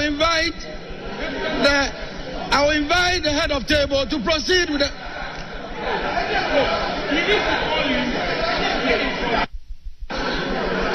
Mr. Chairman. Mr. Chairman.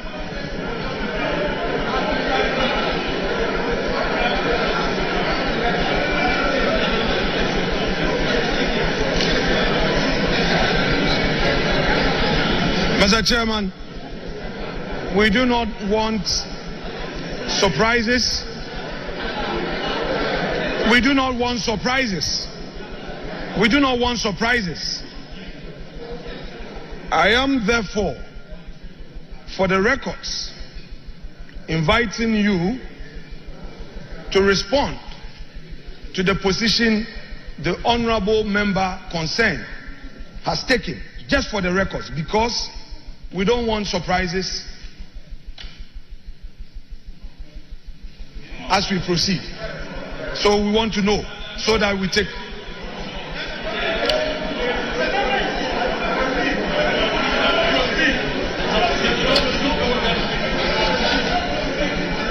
Honorable members elect, I have taken note of what the Honorable Minority Leader has said. We will proceed appropriately. Yes. Proceed.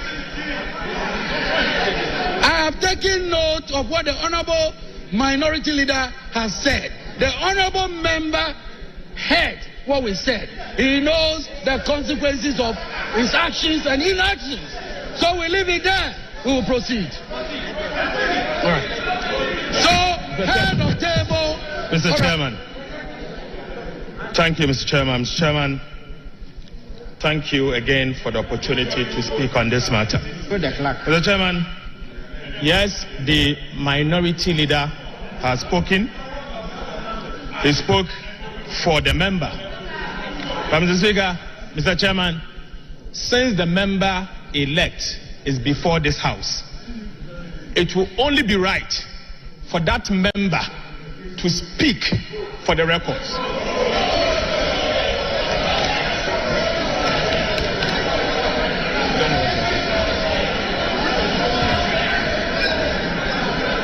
Mr. Chairman, I say this because the court has issued an order. The said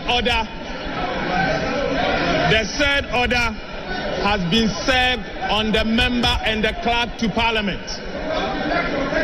Mr. Chairman, you read to us Article 105 of the Constitution. The honorable member, the minority leader, took responsibility and spoke on behalf of the member-elect. We want to... Yes, I listened to him, I heard him. If he's taking responsibility, let the records reflect. Let the records reflect that the member-elect for Akwetia constituency has disregarded the court order, and the repercussions of Article 105 of the Constitution applies. Thank you, Mr. Speaker.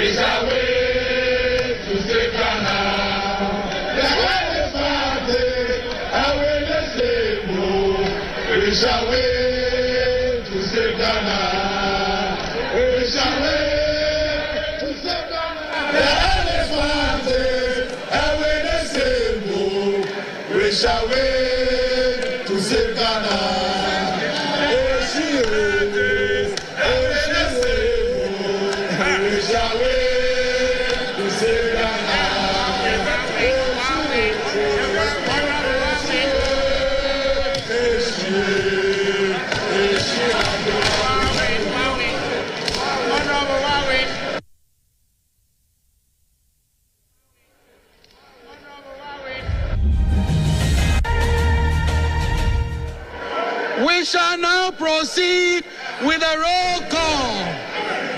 Yes. We are proceeding with a roll call. When a member-elect's name is mentioned, the member must rise in his seat to be recognized. Thank you, honorable members-elect. Head of table, proceed with the roll call. Abdul Khalid Mohammed Sharif. Ablakwa Samuel Okujeto. Abuaje George Kwame. Abuaje George Kwame. Abuaje George Kwame. Achampon Brian. Achampon Richard. Aqua Alexander Kwesi. Adam Hamza. Adam Muhammad Amin. Adams Abdul Salam. Adams Kofi Idi. Adams Mishab Mahama. Ado Ebenezer Kweku. Ado Kweku. Ado Yao Frimpong. Ado Kenneth Daniel Nana. Adi Frederick. Ejay Felicia. Adomako Ernest. Adongo Isaac. Educhum Yao Osei. Afenyo Sedem Kweku. Afenyo Markin Alexander. Afol Eric. Afol Kofi Bente. Efriye Nanayu. Efriye Frank. Agalga James. Agwana Eric Edem. Agbenyo Fred Kwesi. Agbeve Charles Akwesi.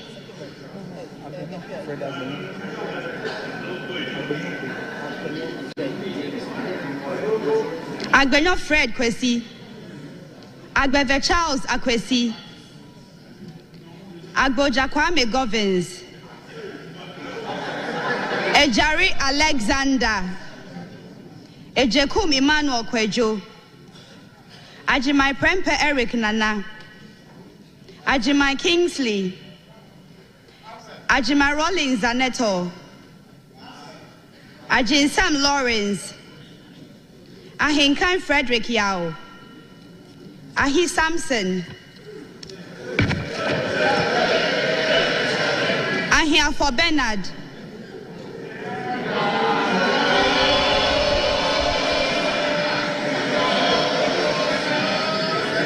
Ahmed Ibrahim. Edu Michael Kwesi. Akando Kwabna Minta. Akrugu Faustina Eliklim. Akwete Okli Felix. Alajos Seidu Al Hassan. Al Hassan Abdul Fatawu. Al Hassan Suini Saibu. Al Hassan Umar. Amankwa Millicent Yabua, Amankwa Nicholas, Amankwa Menu Kofi, Amwa Stephen, Amwaku Andrew Esiama, Amwaku Jampo Rudolph, Ampa Bin Simon Chreme, Ampofu Kwame Chumesi, Amprechum Sapon Kweku, Enim Ernest Yao, Ankoma Emilia, Anodompre Frank, Anyimedu Enchi Kwame, Anyimedu Enchi Kwame, Apak Clement Abaz, Apia J. Patricia, Ahin Ebenezer Prince, Ama Blay Nyameke, Arthur Emilia, Asamoah Fred Che, Asamoah Vincent Opon, Asante Lorette Koko, Asante Boatin Kweku, Asare Kwame Obeng, Esiedu Aida Ajoa,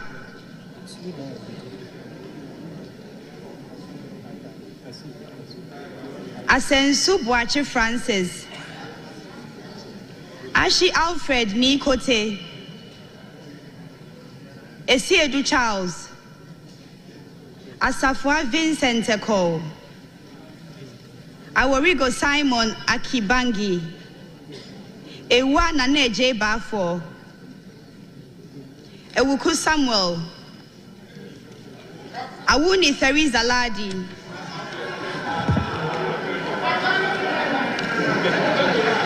Ayamba Ladi Ayi,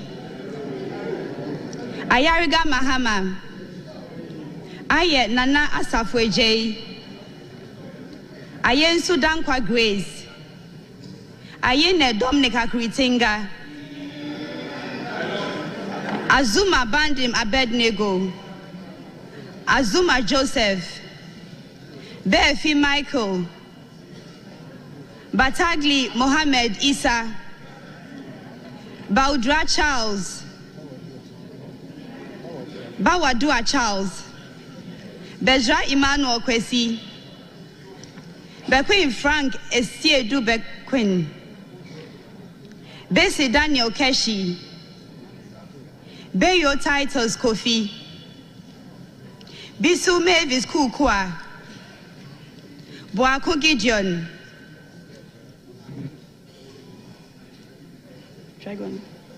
Boachi Yadom Patrick,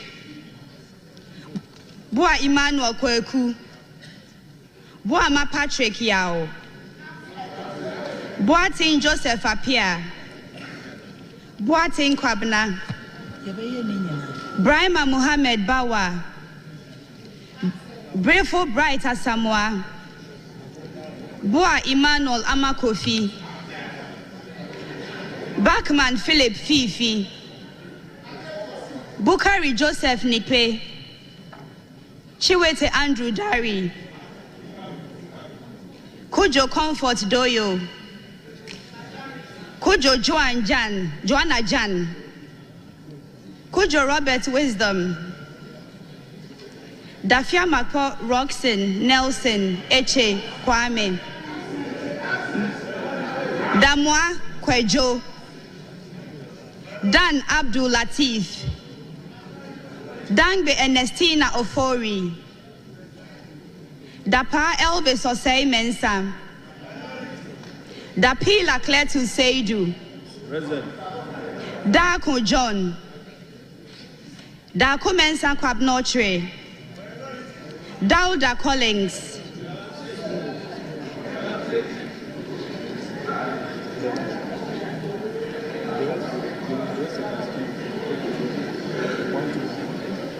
De Sebastian Fred, Jabab Nelson Kofi, Jogbadi Dorani Godwin Enimli, Dra Emmanuel, Dumelo John Seto, Jiwonu Laurentia, Enu James, Fatahia Abdul Aziz, Foko Chinebua Kodia, for John Intim, for Madi Jean-Marie, for St. Castle Atoba, for St. Charles, Frimpon Nanampao Kwamiado, Frimpon Joseph, Frimpon Ohene Kwame, Frimpon Owen Kwame,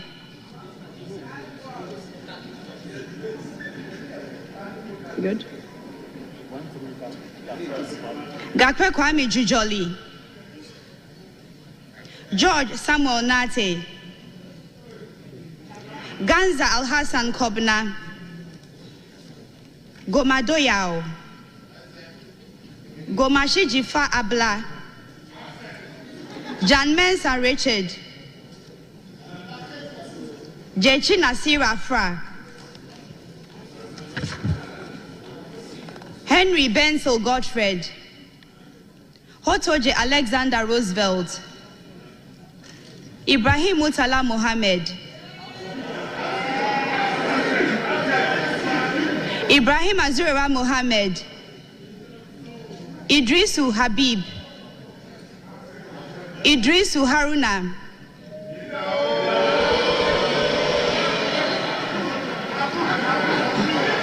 Isa Atta, Isifu Mahmoud, Jack John Kwame Ado, Jaja Yusuf Isaka, Joshua Godfrey Seidu, Jinapo John Abdullahi, Jinapo Samuel Abdullahi,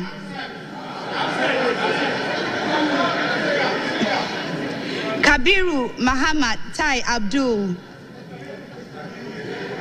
Kini Jeffrey, Kodia Kwame Apia, Kunedu Akwesi, Kosa Martin Kweku Ejay Mensa, Kweli Wolase, Potosu Edem Richard Kofi, Kuma Joseph Kwame, Present. Kumi Ernest Yao,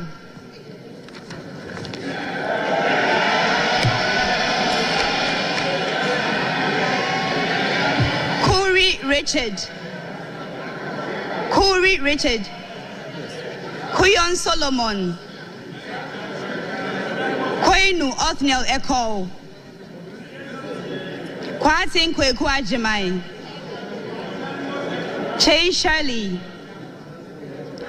Chiredria Dixon, Lamisi Akanvari Balidia, Labi Oscar Ofori, Latte Agnes Namumo, Lukuto Maxwell Kwame, Mahama Daniel Dung, Mahama Shaibu, Mafu Kofia Henkwa, Mensa Collins Adomako,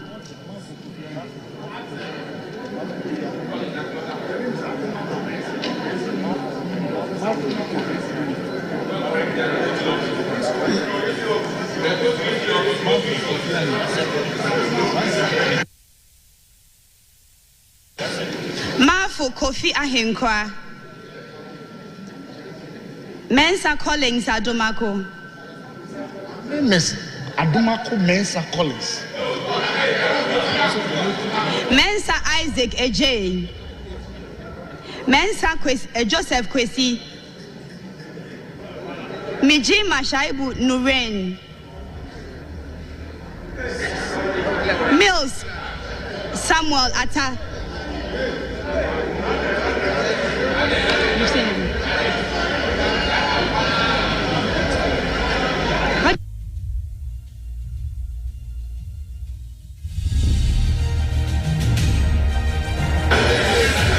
Mie Anthony, Mohammed Haruna, Mohammed Yakubu, Mubarak Seed, Mumuni Alasan, Muntaka Mohammed Mubarak, Inkwikara Suma Anthony, Nandaya Stanley Yao, Nanja Sanja, Napari Dominic, Nate Ayuku Benjamin, Nawani Mark Kurt, Indebila Ebenezer Alumri, Nichema Bila Alamzi, Nitewu Dominic Bingham Aduna, Inkansabwedu Mavis, Nkrumah Kojo Opon,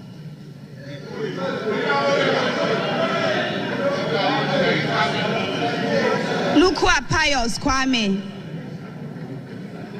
Nokwai Kofi Ako, Nogbe Ernest Henry,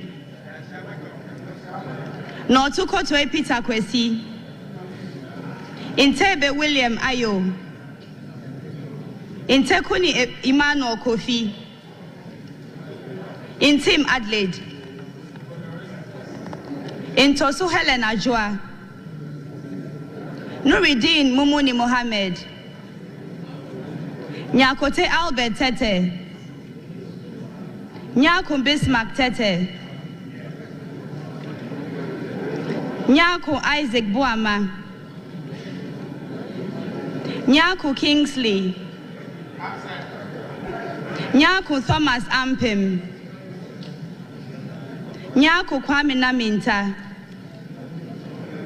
Nyindam Matthew,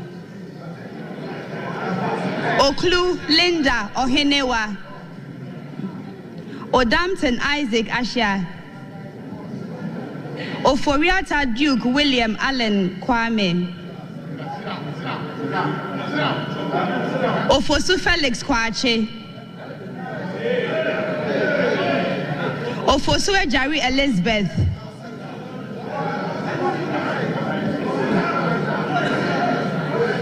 Okuno Phyllis Nakoyo,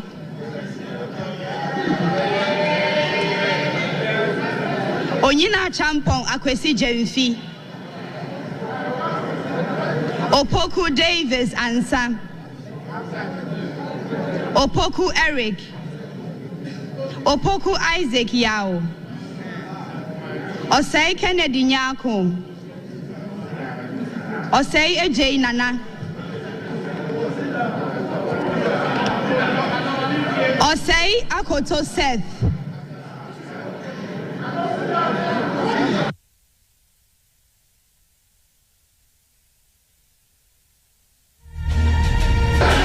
Osei Akoto Seth,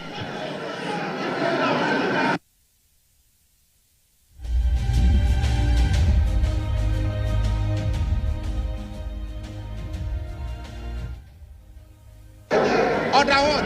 Order what? Order what? Order what? Osei Akoto Seth, Osei Asari Abena, Oti John Kwabena Bless, Oredu Charles Esuaku, Owusu Gloria, Owusua Rachel Ama, Owusua Charles Francis Kwabena Brimpong, Peito Desmond de Graft, Pelpo Abdul Rashid Hassan, Pokwe Dusei Ralph, Kwaisin James Jechi, Ramadan Mohammed Adamu, Ricketts Hagan George Kweku, Salam Damata Ama Epianima,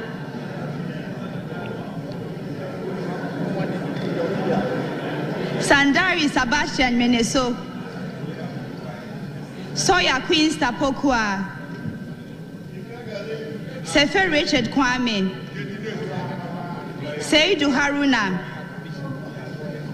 Shaib Jerry Ahmed, Soso Francis Xavier Kojo. Sowa Rita Nao Dole.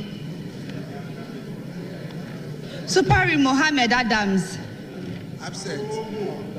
Suleimana Adama. Absent. Suleimana Al Hassan. Suleimana Al Hassan Tampuli. Suleimana Yusuf. Tanko Mustafa Amaju. Taylor Isa Salifu. Taylor Abi Ebenezer Oklite. Tete Agotri Gisela. Tete Joyce Lane. Tete Joseph Akwete. Tobin Emmanuel.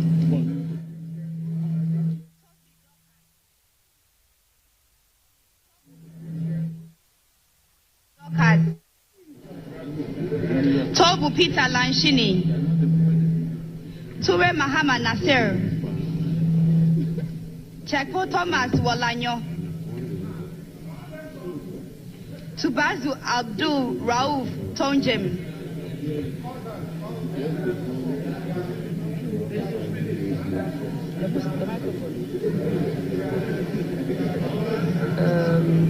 Sorry? Yusuf Mustafa. Vanderpoy Alfred Oko. Vondi David. Winsum Annaba Thomas. Yabua Frank. Yabua Kofi Obri. Yibo Isaac Awuku. Zidin Bid and Watazumo.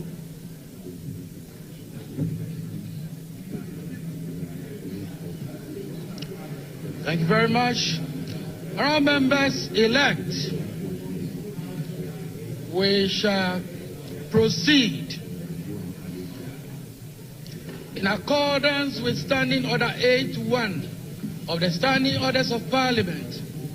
I am satisfied that quorum is present in this House to enable me proceed to conduct the election of the Speaker. In doing so, I would like to draw your attention to Article 95(1) of the 1992 Constitution, which requires that a Speaker of Parliament be of Parliament or qualified to be elected as Member of Parliament. I also want to refer you to Order 7.2, which states, a person shall not be proposed for election as Speaker unless the person has given a written consent to the clerk to be nominated as Speaker. It is also important to draw your attention to Standing Order 8.5 of the House, and I beg to quote, where only one person is proposed, the person shall be declared elected and conducted to the chair without any question being put. A member-elect addressing the clerk shall propose a person to the House as Speaker of Parliament and shall move that the person do take the chair of this House as Speaker, which motion shall be seconded without debate or remarks. Our members-elect, I now invite nominations for the election of the Speaker.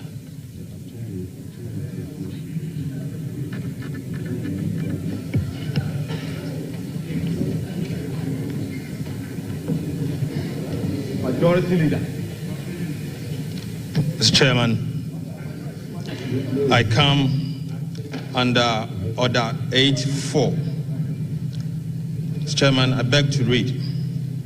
A member-elect addressing the clerk shall propose a person to the House as the Speaker of Parliament and shall move that the person do take the chair of this House as Speaker, which motion shall be seconded without debate or remarks.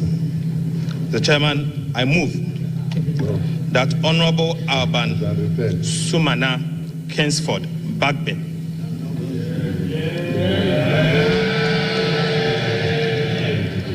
do take the chair of this House as the Speaker of the 9th Parliament of the 4th Republic.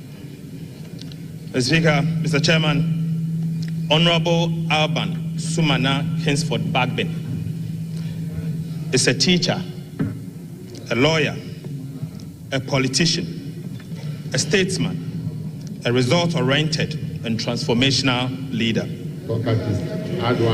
He was elected as Speaker of the 8th Parliament of the 4th Republic on the 7th January 2021, thus becoming the first person ever in the history of Ghana and the Parliament of Ghana to be elected to the high office of the Speaker of Parliament from a political party that is neither in government nor controls the majority of seats in Ghana's Parliament.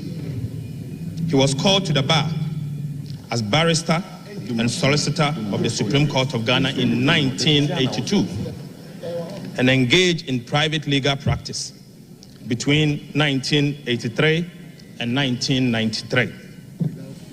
He later established a law firm in 1994 called the Law Trust. Right Honorable Speaker entered the University of Ghana in 1977 and graduated in 1980 with a Bachelor of Arts degree in Law and English. He proceeded to the Ghana School of Law in Accra, where he was called to the bar and became a solicitor and advocate of the Supreme Court of Ghana. Honorable Babin later earned a postgraduate certificate on privatization of public utilities at the Eastern and Southern African Management Institute, Tanzania, in the year 1999. He also has an executive master's in governance and leadership from the Ghana Institute of Management and Public Administration, JIMPA. Right Honorable Bagbin entered Parliament on the ticket of the National Democratic Congress in 1993. He won 7 consecutive parliamentary elections. He was Speaker. Right Honorable Speaker decided not to contest as a member of Parliament at the end of his term of the 7th Parliament of the 4th Republic in the year 2021. He was elected Speaker of Parliament of the 8th Parliament of the 4th Republic of Ghana. Within these years, spanning some 28 good years, Honorable Alban Kingsford Bagbin served on various parliamentary committees and chaired several of them. He served as the minority leader from January 2001, a position he held for 8 good years until he transitioned to the majority leader and leader of government business in the year 2009. Honorable Bagbin again served as the Minister of Water Resources, Works and Housing, and later the Minister of Health between 2010 and 2013. In 2014, he returned to the House as the majority leader and leader of government business for the second time. He was elected the second Deputy Speaker in January 2017 for the duration of the 7th Parliament. He was a member of the task force responsible for the President of Ghana's priority project in health, education, and transport from 2013 to 2017, famously referred to by Ghanaians as the 3 wise men. Right Honorable Speaker also served and continues to serve on several boards and international organizations. This includes, currently is the chairman of the Parliamentary Service Board of the 8th Parliament of the 4th Republic of Ghana that dissolved today. He was a member of the Parliamentary Service Board for the 3rd, 4th, 5th, and 6th Parliament, and he was also in attendance as a member of the Parliamentary Service Board for the 7th Parliament of the 4th Republic of Ghana. He was a member of the African, Caribbean, Pacific, and European Union Joint Parliamentary Assembly, the ACPEU, at Belgium between 2013 and 2015. was again a member of the International Council for Parliamentarians for Global Action. He is again the founding member, Global Organization for Parliamentarians Against Corruption, GOPAC, between 2004 and 2014. He was a member of Parliamentarians for Global Action, again between 1994 to 2017. He was the vice president of CPA between 2021 to 2022. Currently the president, Conference of Speakers, and president of African Legislatures. He's a member, International Advisory Council for Global Governance in Washington, and a member of the International Council for Political Renewal, again in the United States, Washington. For his outstanding leadership and lifetime of dedication to public service, both in Ghana and abroad, Speaker Babin was awarded Doctor of Law Honoris Causa, LLD, by the University of Professional Studies, UPSA, in the year 2017. Right Honorable Speaker has won a significant number of international and domestic awards. He's a strong advocate for gender and social inclusion, women's rights and empowerment, and equitable representation in Parliament in all decision-making across the country and globally. He's also noted for his principled, courageous, firm, decisive, and resolute personality. Right Honorable Bagbin is a man of high integrity and a Democrat per excellence. Mr. Chairman, Speaker Bagbin has championed several institutional reforms and the welfare of members and the parliamentary service during his first term as Speaker. In addition to this, he is the first Speaker of this House to demystify Parliament by taking the institution to the doorsteps of the people of Ghana. He is married with 2 kids. I so move. Thank you. Any seconder?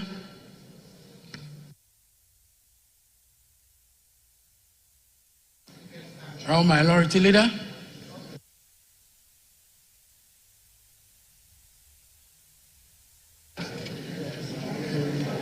Chairman,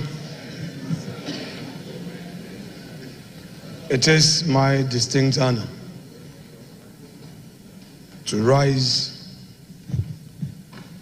to second this motion ably moved by my respected colleague, Dr. Kesil Atoba Fosu. But before I second this motion, before I second this motion, under the rules of this House, which secondment requires that there should be no need for remarks or debate, I shall address some preliminary matters. Before, Mr. Speaker, Mr. Chairman, this House is an independent constitutional body. The mandate given to us to elect a speaker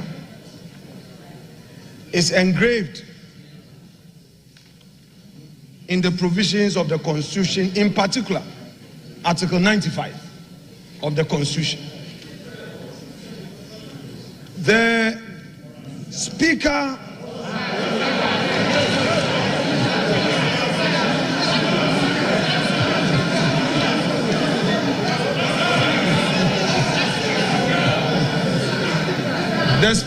he hasn't called me.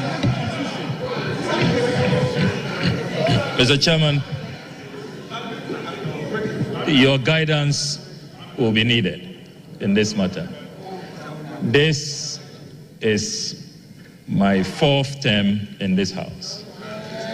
And this is the first time in the history of this Parliament. Our standing orders are very clear. When you rise to second a motion, there must be no remark, no debate, what the minority leader, who has not told us if it is now spiritually okay for him to sit in the minority leader's chair. I don't know what his spiritual advisors are telling him now. He cannot be violently violating our standing orders with such impunity. We cannot accept it.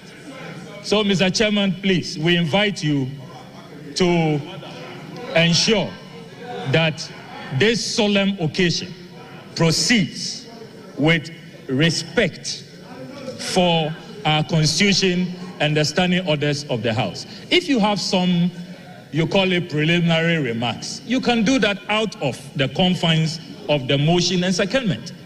You are minority leader. You are well within your right to make your preliminary remarks after. You cannot be violating our standing orders. Please, let's be careful the precedent we set. This is so bizarre. It's never been seen in this House. So, respected minority leader, please. And, Chair, I'm getting the impression that the clerk is allowing the minority leader to dictate the pace. Please, let's see your authority. We will not accept this. Thank you. Thank you. Thank you, honorable members. Mr. Chairman. Mr. Chairman.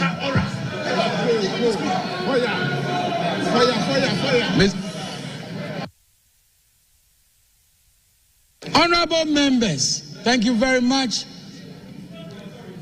The honorable minority leader indicated that he's aware of the rules of engagement regarding seconding the motion nominating the speaker. That should be without debate or remarks. And I believe the honorable minority leader will do exactly so. Honorable minority leader, you may proceed without debate or remarks. Honorable minority leader, you have the floor. Please proceed. Mr. Speaker,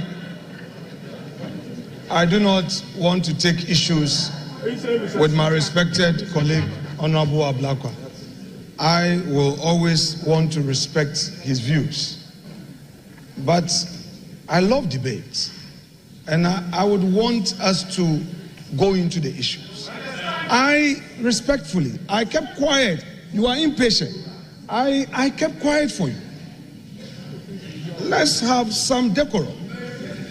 Mr. Chairman, my practice at the bar is always a guide for me. I said I have a preliminary matter to raise. In law, Mr. Blakwa, you pay attention. This is a matter of law. This is a matter of law. This is a matter of law. Law, pay attention. When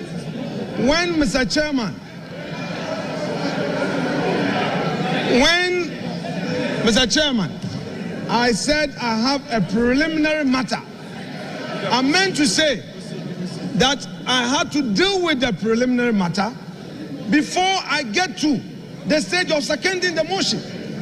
And that is allowed. Mr. Chairman.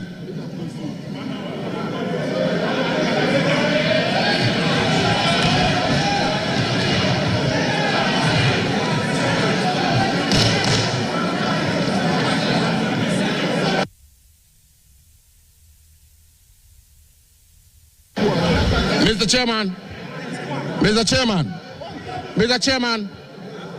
Chairman, this house is a house of rules and procedures. Mr. Chairman, before I proceed, let me put on record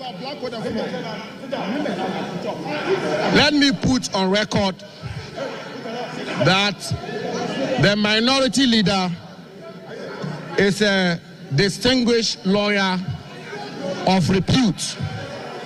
And indeed, Mr. Chairman, I will refer the House to the rules of this House, and specifically to Order 8, Rule 4.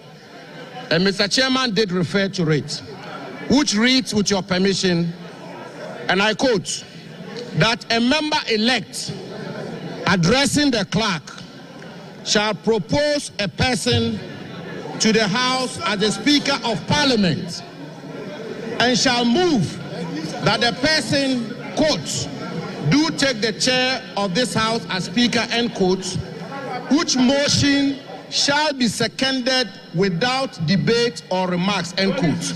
Mr. Chairman, my colleague, brother, and friend, the Honorable Okujeto Ablakwa, made the point rightly that in seconding the motion for somebody to take the chair, one is not entitled to make remarks or debate. But Mr. Chairman, we all heard the venerable, distinguished, astute lawyer, minority leader, Honorable Afenyo Makin, loud and clear.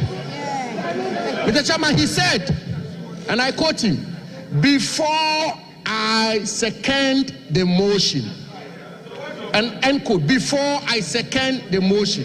Mr. Chairman, he had not seconded the motion.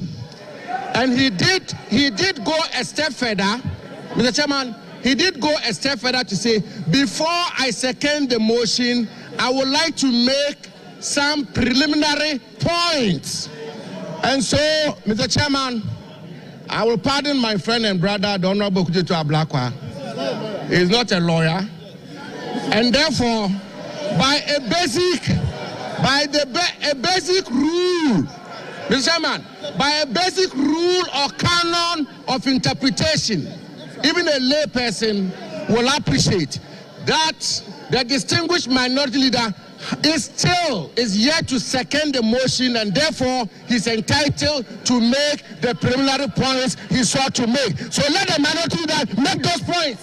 Thank you very much. Thank you, honorable members. Thank you, honorable members. Honorable members, we shall proceed with seconding of the motion. And honorable minority leader, please proceed. Brevity is the rules of the game. Mr. Chairman,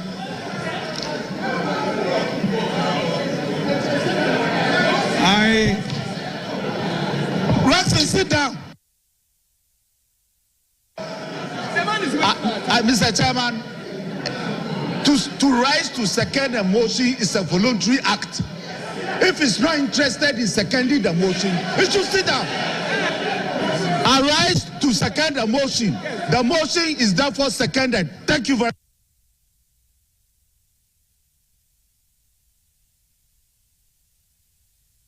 No. Which one? You are not sure. You are not sure. What has been said? You don't know what you're talking about.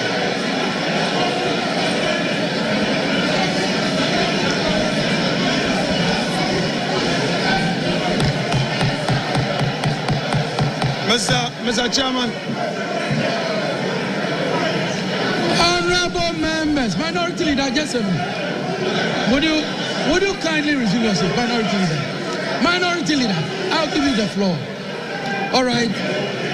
Honorable members, honorable members, honorable members, honorable members, honorable members, the honorable minority leader was on the floor before the other honorable member interjected. The rules of the House, honorable members, honorable minority leader, please continue with the seconding of the motion. Please second the motion. Please second the motion. Mr. Chairman, our Constitution, Article 95, provides that there shall be a Speaker who shall be elected by members of Parliament from among persons who are members of Parliament or who are qualified to be elected as members of Parliament. Mr. Chairman, I have in my hand a statement issued by the Office of His Excellency John Dramani Mahama, titled President-elect Mandate NDC Parliamentary Leadership to nominate Right Honorable ASK Bagbin as Speaker of 9th Parliament. It reads, the President-elect, His Excellency John Dramani Mahama, has in consultation with the National Executive and Parliamentary Leadership of National Democratic Congress mandated the nomination Mr. Chairman, of the Right Honorable Abansuman Kingsford Babi as Speaker of the 9th Parliament of the 4th Republic. Mr. Speaker, Mr. Chairman, this letter is signed by Mr. Felix Ofosu, Kwachi Ofosu, as Special Aide.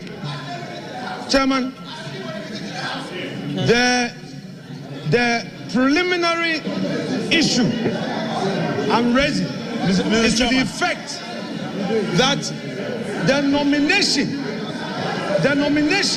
Mr. Chairman, only requires the consent where from of that the letter person to be nominated. Where from that letter?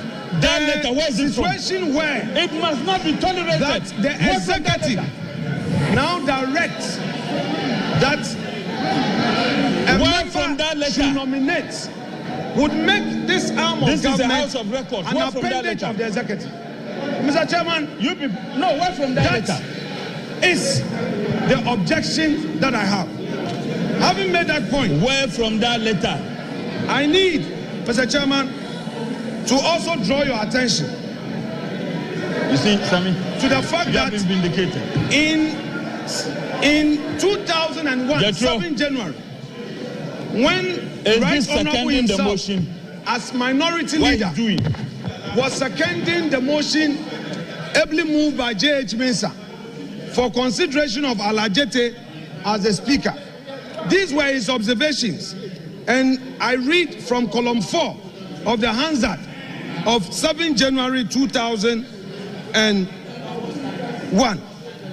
I quote, ASK Bagwin, NDC, Nadole Kalu North, as he then was. It says, Mr. Chairman, I rise to second the motion urging this House to accept the nomination of Mr. Peter Alajete as Speaker of the 3rd Parliament of the 4th Republic. He goes on to say, Mr. Chairman, in doing so, however, I would want to register the displeasure of the minority side on how this issue has been handled. Mr. Chairman, it is part of the rules of democracy for us to be heard. I am not opposed to the motion, but my concerns must register for Hansard. And the man that we are proposing for the high office of Speaker himself has set a precedent where in seconding Alajete, the chair allowed him to raise his concerns. Let us tolerate each other. I am here with his own records. Mr. Chair, my contention basically is that in view of the improper consultation, from the majority side in this matter, and in view of the fact that, Mr. Speaker, the executive in a public statement is directing the honorable majority leader to nominate a person. I hold the view that honorable minority leader. No, I have to come in. There is no any executive Minority Leader. There is no any executive. Minority Leader. Honorable Minority Leader. There is no any executive. Honorable Minority Which Leader. executive? Honorable Minority Leader. Webborn. There is no executive. Recognize honorable members' intents. But let me make a point. Honorable Minority, I am the chair of these proceedings. Let me make my point. Honorable Minority Leader, there are extraneous matters which I believe should not be part of this process. You were to second the motion. The other information you were tendering, the other information you were providing is not an information which is before this House. It is not part of the process for consideration for nomination of the Speaker. So, in seconding the motion, these matters ought not to have been brought to the floor of the House. Let me make that point. In doing so, I recognize Honorable Muntaka, please.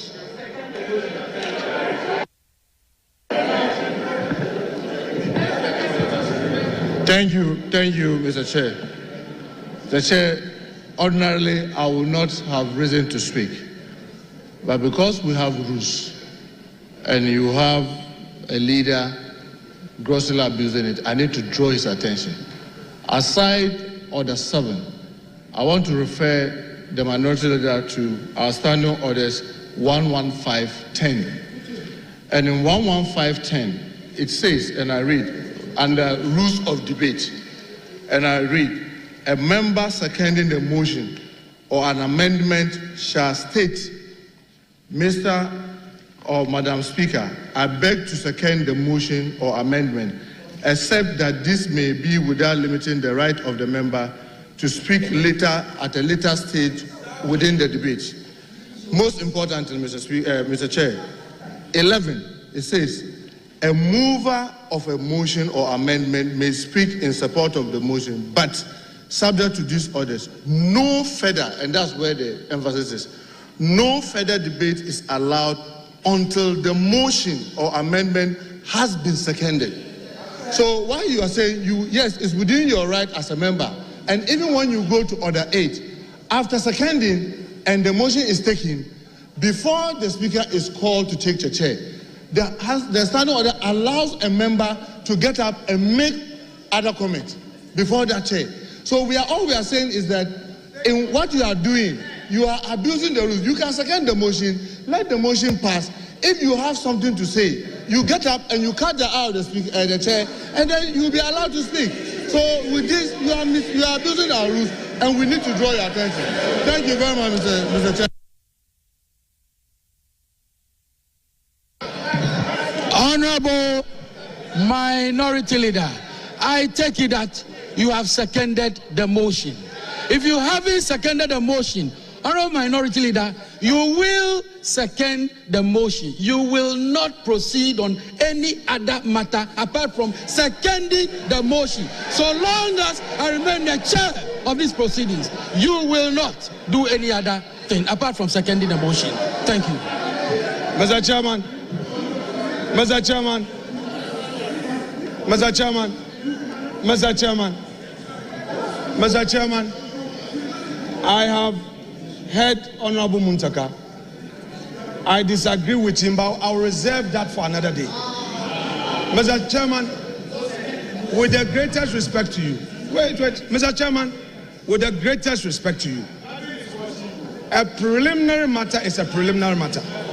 Having raised them, Mr. Speaker, Mr. Chairman, having raised them, I shall proceed, therefore, to second the motion moved by my legislator colleague.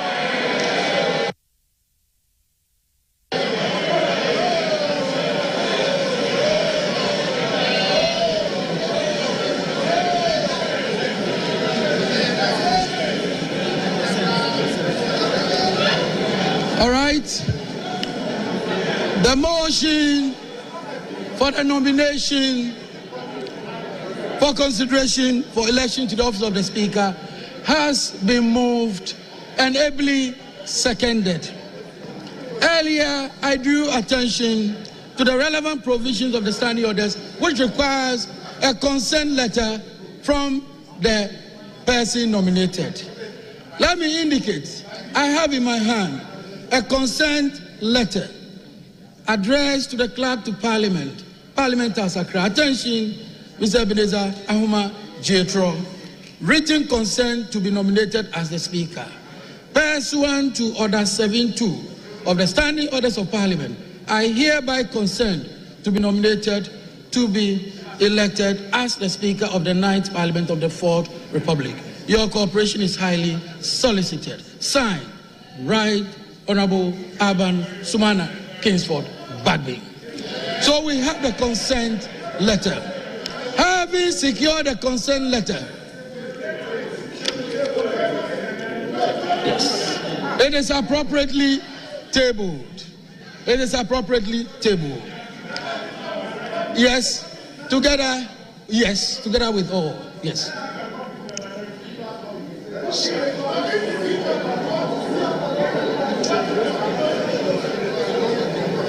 All right. Thank you very much, honorable members. At this time, I want to find out, is there any other nomination? No. All right.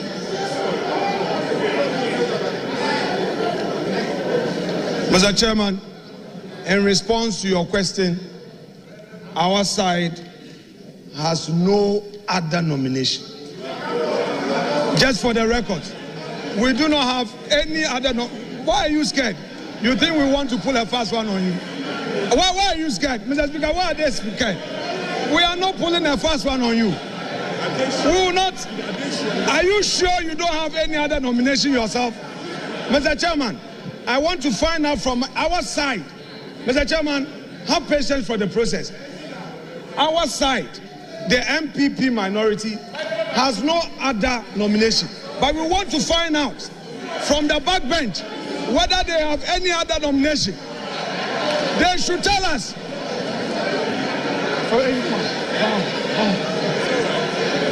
Whether they are only relying on the president-elect's nomination or they have another one. They should let us know.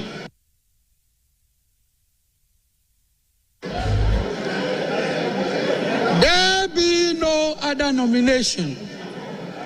I hereby duly declare Alban Sumana Kingsford Bagby as having been elected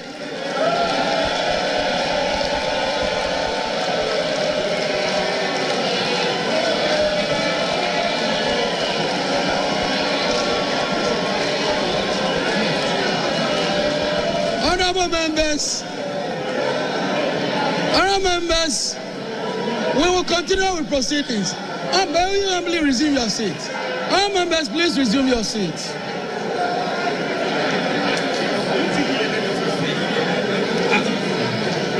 Now, we will invite the sponsors to conduct Alban Sumana Kingsford Bagby to the chamber.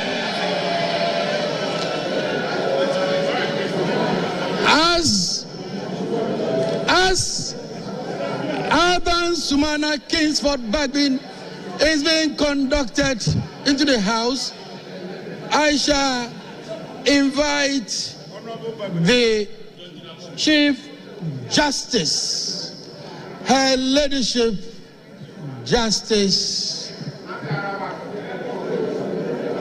Tokonu, to proceed to the days for the administration of oath.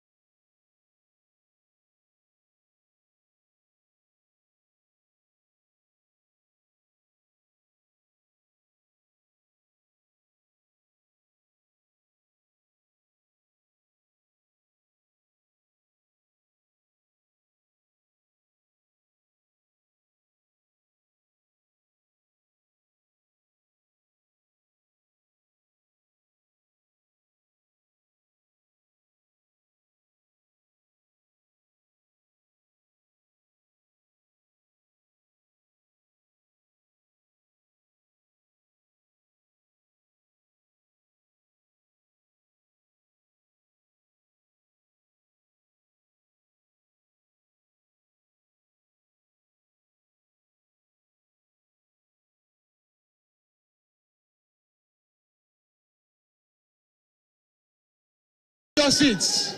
I shall now invite Her Ladyship, the Chief Justice, to administer the oaths of allegiance and the oath of office of the Speaker to the Speaker-elect. Your Ladyship, the Chief Justice, may proceed to the dais for the administration of the oaths.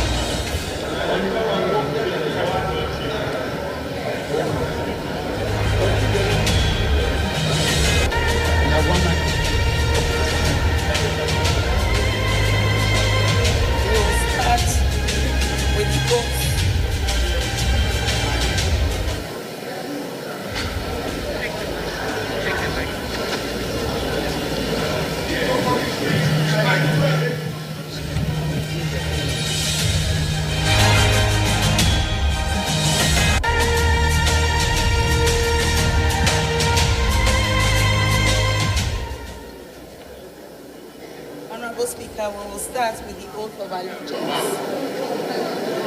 Do kindly say after me.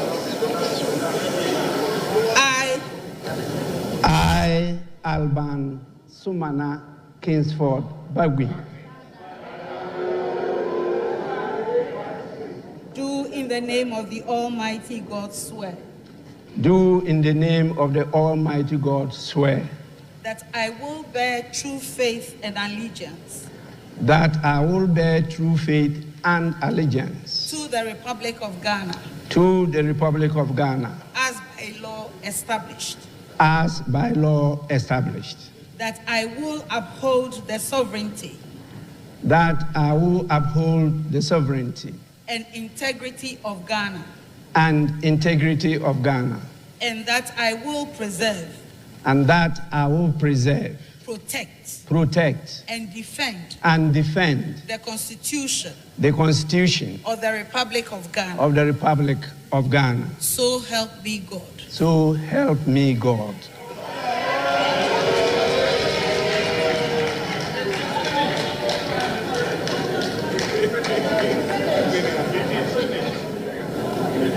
Now we will have the Speaker's oath. I, Alban Sumana Kingsford Bagui, do in the name of the Almighty God swear. Do in the name of the Almighty God swear. That I will bear true faith and allegiance. That I will bear true faith and allegiance. To the Republic of Ghana. To the Republic of Ghana. As by law established. As by law established. That I will uphold the integrity. That I will uphold the integrity. Of the Republic of Ghana. Of the Republic of Ghana. That I will faithfully. That I will faithfully. And conscientiously. And conscientiously. Discharge my duties. Discharge my duties. As Speaker of Parliament. As Speaker of Parliament. And that I will uphold. And that I will uphold. Preserve. Protect. And defend. And defend. The Constitution of the Republic of Ghana. The Constitution of the Republic of Ghana. And that I will. And that I will. Do right. To all manner of persons. To all manner of persons. In accordance. With the Constitution of Ghana. With the Constitution of Ghana. And the laws. And conventions. Of Parliament. Without fear. Or favor. Affection. Or ill will. So help me God.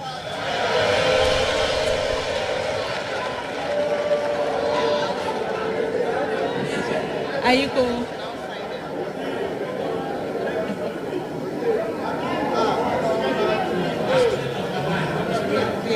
Yes.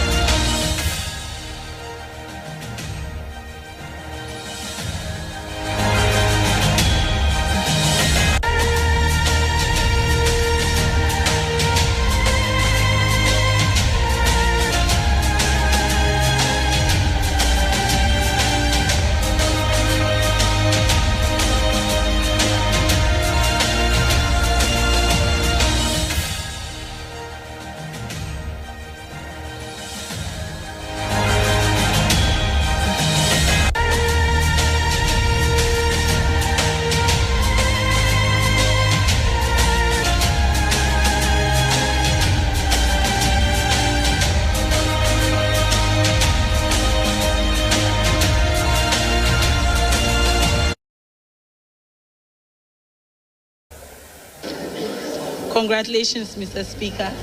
God bless you.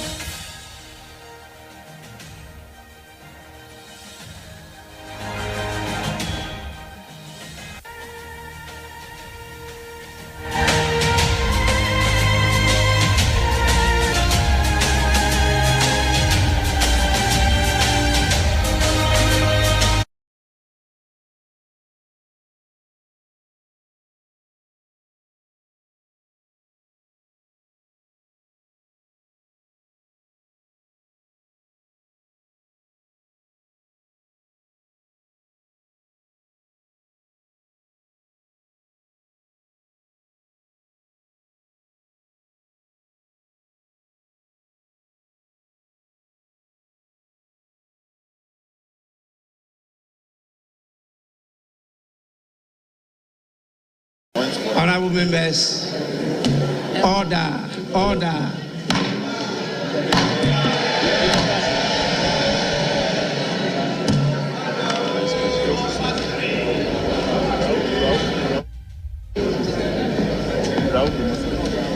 Muslim. Oh, okay. Honorable members, it's now time for us to move to item 5 on the order paper. Right Honorable Speaker delivers acceptance speech.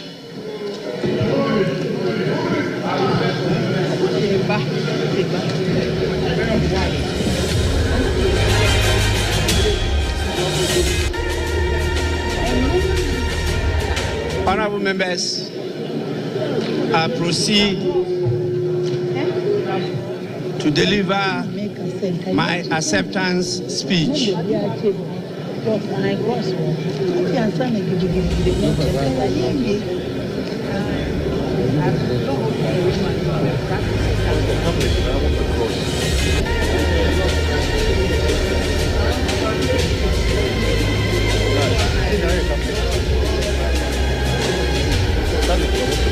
Your Ladyship, the Chief Justice, Justice Mrs. Gertrude Araba Isaba Saki Tokunu,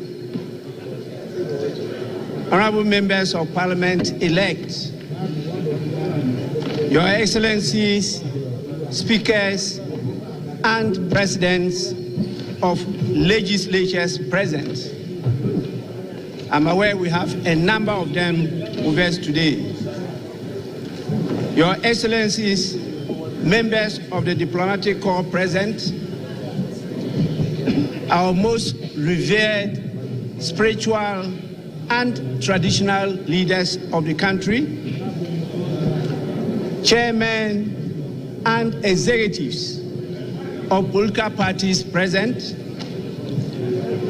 distinguished invited guests, ladies and gentlemen. It is with great humility that I accept the high and privileged office of the Speaker of the 9th Parliament of the 4th Republic of Ghana, having had the same honor to be Speaker of the 8th Parliament. I am grateful to the Almighty God for His grace and mercies for me to achieve this rare feat. To Him be all the praise and honor. Honorable members of Parliament elect, I am very grateful for the privilege and confidence you have reposed in me to be Speaker and to head this honorable House once more. I also express my gratitude to the President-elect, His Excellency John Dramani Mahama, for the trust and confidence in me and my leadership of the House, and for recommending my candidature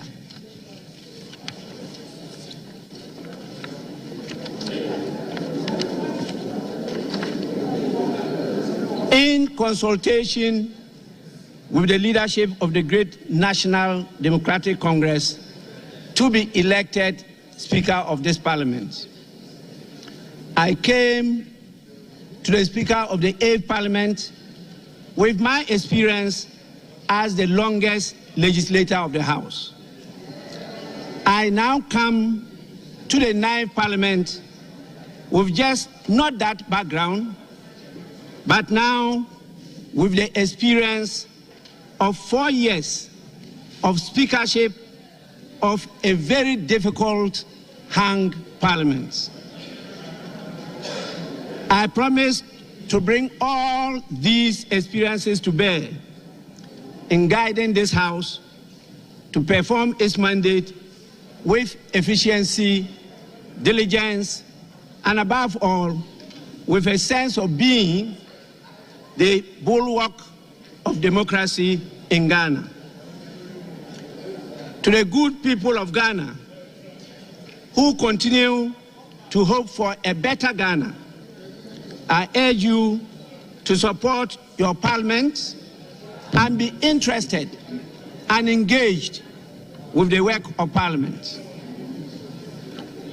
as the standing orders of Parliament direct, after we have performed this duty of electing me as the Speaker of Parliament, I will have the singular honor and duty to also proceed to perform the other duties imposed by the standing orders of the House.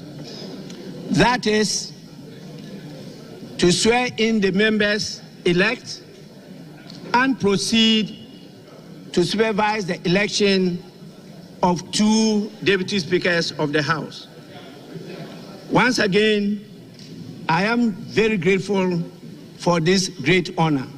I thank you so much.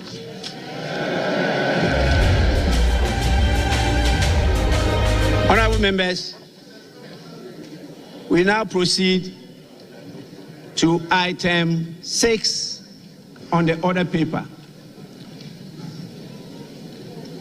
Taking of oaths.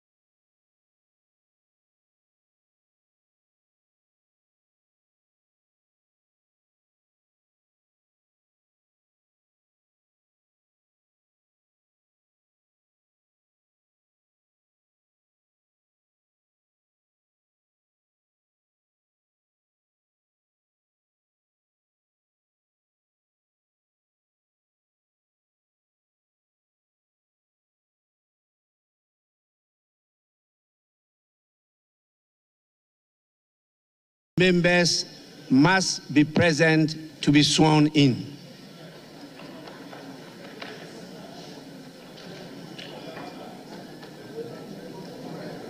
I notice a number of members have moved out of the chamber. And if you are not sworn in, you remain member-elect.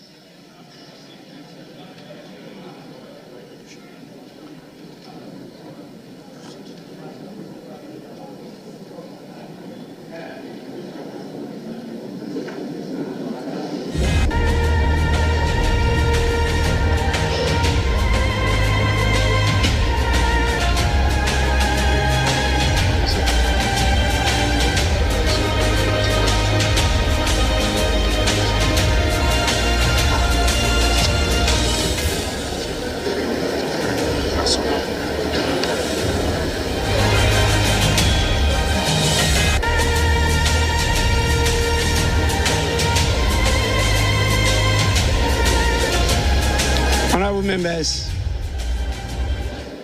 before I swear you in, it's proper I draw your attention to the presence of some important dignitaries in the House. We have the spouse of the Chief Justice of us, Mr. Francis Tokonu. Apart from my spouse, Madam Alice Ajua Yunus. We also have His Excellency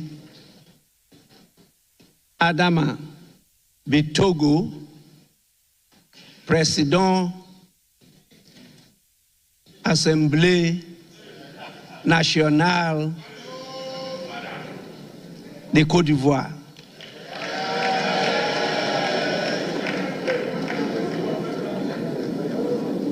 As you know, he's a very dear friend and brother of mine. You are most welcome. We also have the Right Honorable Nagbekun, Speaker of the Liberian House of Representatives.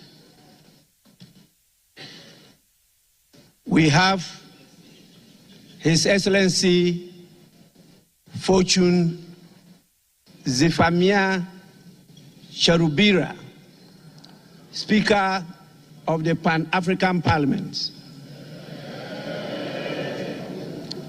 We have Honorable Ajaratu Traore Coulibaly, Second Deputy Speaker of the ECOWAS Parliament.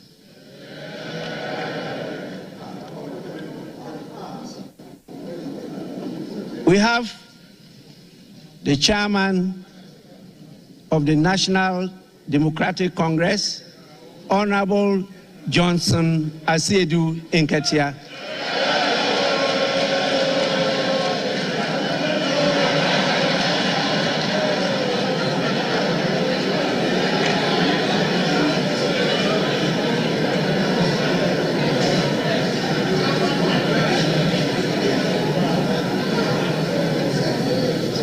He is ably supported by the General Secretary of the National Democratic Congress in the person of Honorable Fifi Fiavi Kweti.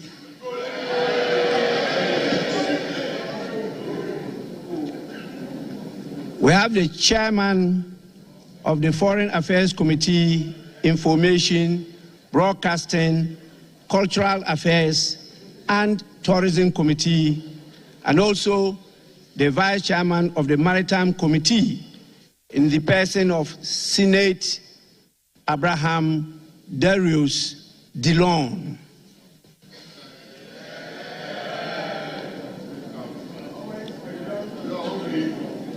I'm sure you can see the galaxy of our kings our queens, our queen mothers in the public gallery. And I see your lovely, the term I use here is spouses of members of parliament. And those who actually lead us spiritually. We have a lot of religious leaders with us. So those of you who go quoting the holy books, whether the Holy Quran or the Holy Bible, please kindly take note and don't mislead when you are quoting. We have a number of the members of the diplomatic corps with us. On your behalf, I warmly welcome all of you. Now I can see that all members are present. Honorable members, members-elect actually, in accordance with Article 100 of the 1992 Constitution and Order 13.1 of the Standing Orders of Parliament, I shall proceed to administer the oaths to you, members-elect, and you may swear on the Bible, the crucifix, or the Holy Quran. Alternatively, a member-elect may make and subscribe to a solemn affirmation.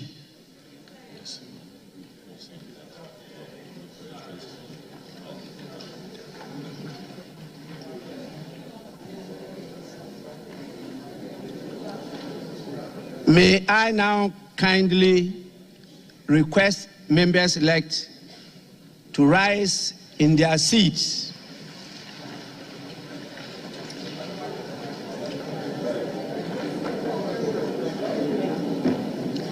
I intend to commence with the oath of allegiance.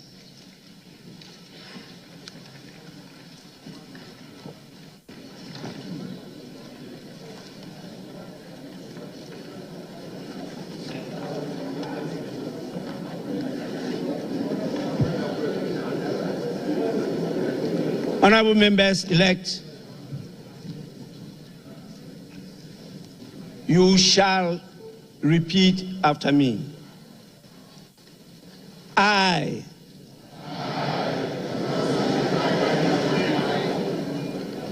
do in the name of the Almighty God swear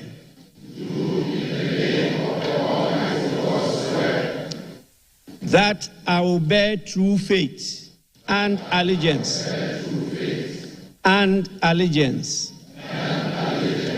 to the Republic of Ghana as by law established, that I will uphold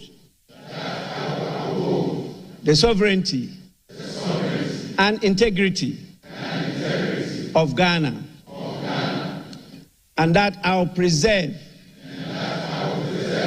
protect, and defend the Constitution of the Republic of Ghana. So help me God.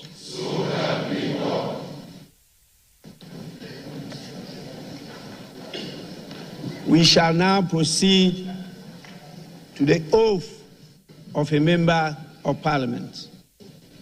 And once again, you repeat after me. I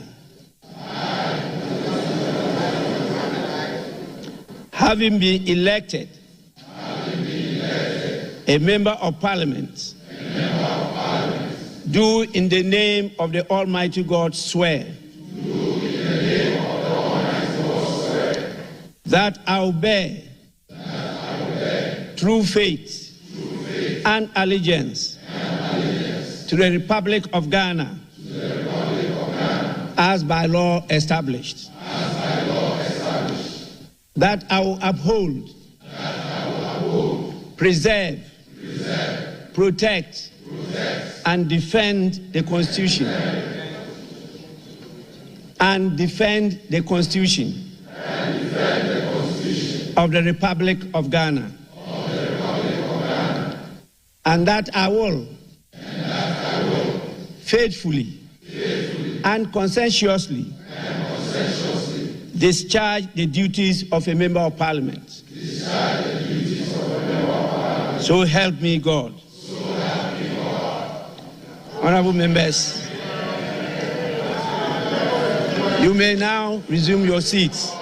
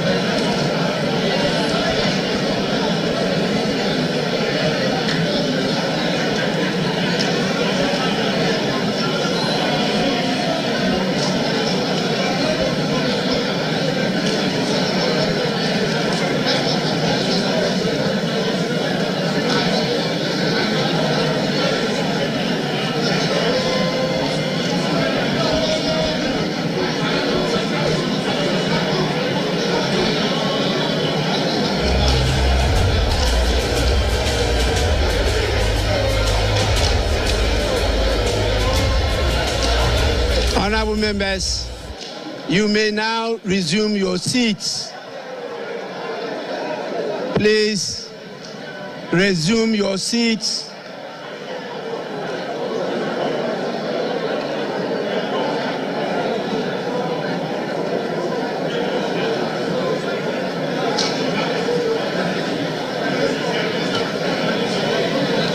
Honorable members, resume your seats.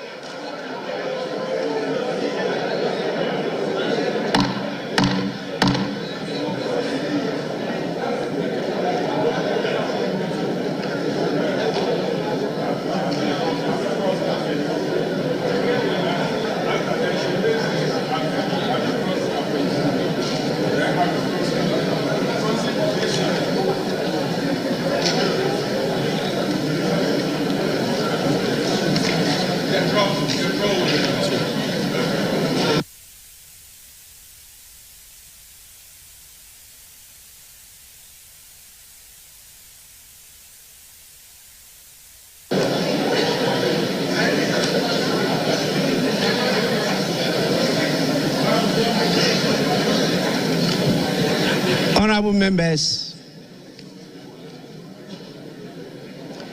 before I congratulate all of you on the assumption of office as members of Parliament, it is important I remind you of the crucial role of political leadership in development.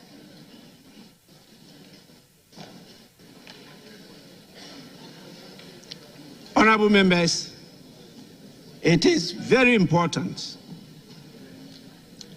for you to keep uppermost in your mind the crucial role of political leadership in the process of national development. Society develops or fails to develop depending on the extent to which its political leadership is intelligent, creative, skillful, committed and has the capacity to enlist support, induce loyalty, and to inspire confidence. Today, we are now the political leaders of Ghana. And this onerous responsibility rests with us. I know together we can do it. We have no alternative than to coalesce together to develop Ghana. With this, I thank you for your patience and attention. I will, on behalf of your constituents, the good people of Ghana, and our beloved Mother Ghana, congratulate you all for this achievement. I'm aware of what you went through before you got elected to this house. And I trust that you will not abuse the trust and confidence of the people. With this, honorable members, you are all to sign the oaths and submit the signed copies to the marshal.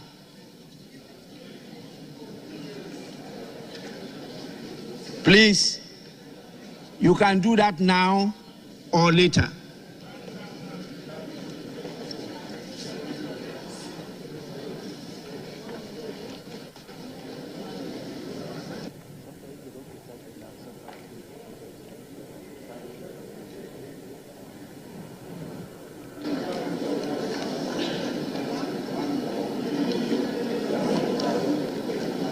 Honorable members, happily, your new standing orders is in print, and you'll be giving copies soon.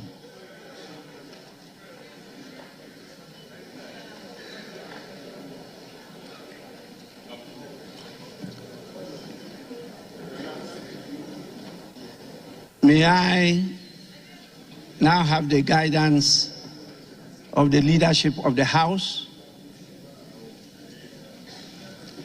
whether there's any more item for us to take, or we should call it a ninth.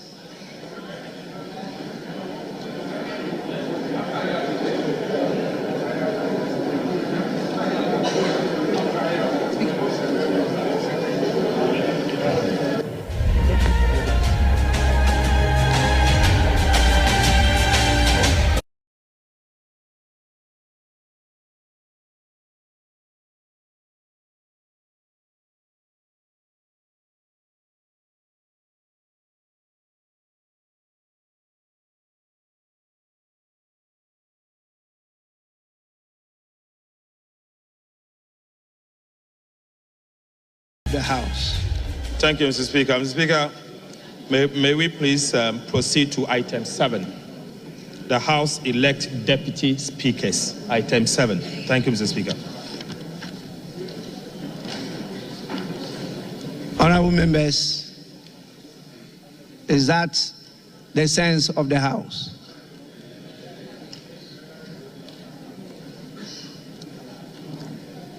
We shall now proceed to item 6 to elect the 2 deputy speakers of the House. Any nominations?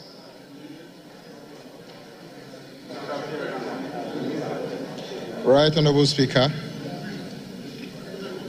Pursuant to Article 96 of the 1992 Constitution of the Republic of Ghana, and the Standing Order 12 of this House, I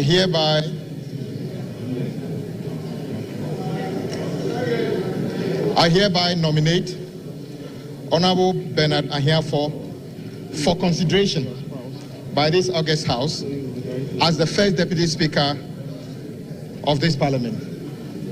Mr. Speaker, Honorable Ahiafo is a distinguished lawyer with 23 years of experience at the bar.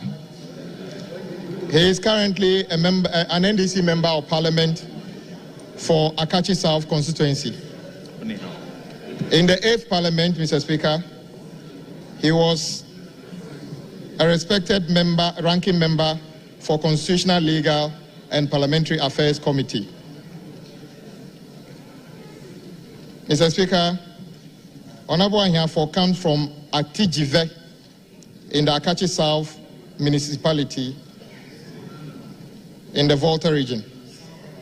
Mr. Speaker, Honorable Ahiafo was born on the 6th day of February 1973, so he's over 52 years today. Mr. Speaker, I so move.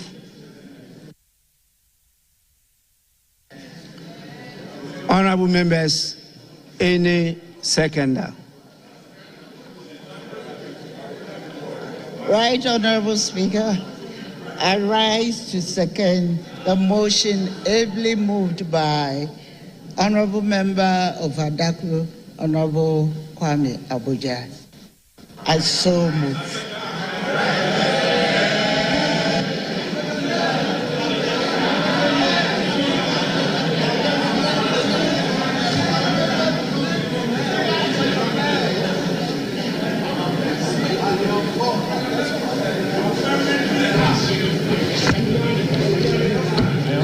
I hope, honorable members, honorable members,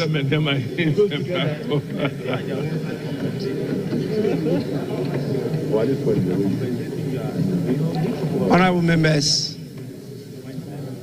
I hope this time around there will be no theatrics, and so I'll proceed.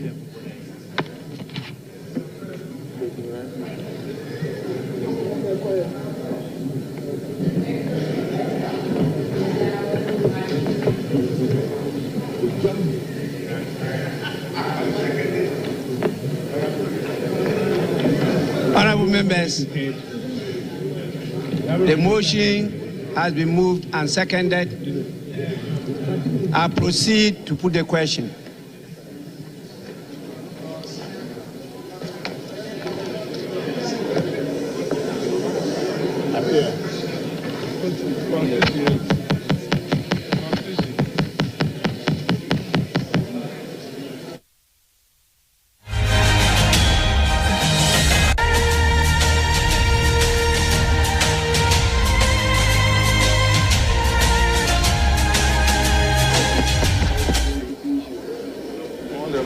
Honorable members, can you hear me? Honorable members, there be no other nomination. I proceed to declare Honorable Bernard Ahiafo, Member of Parliament for Akachi South constituency, duly elected as the first Deputy Speaker of the 9th Parliament of the 4th Republic of Ghana.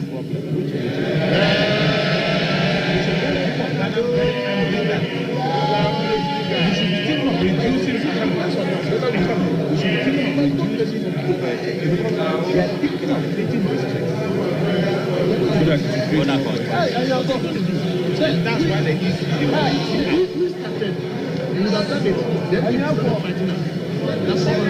it's the same way.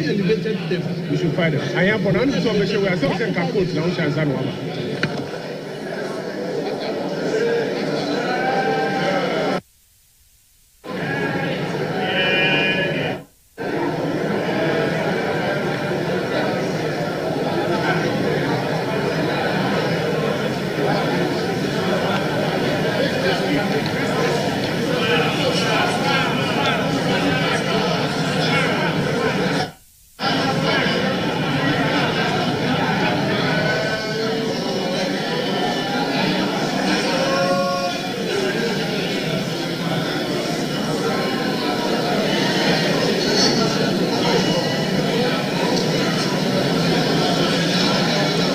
Honorable members, may we now proceed to the election of the second Deputy Speaker. Any nomination? Yes. Speaker, I rise with respect to nominate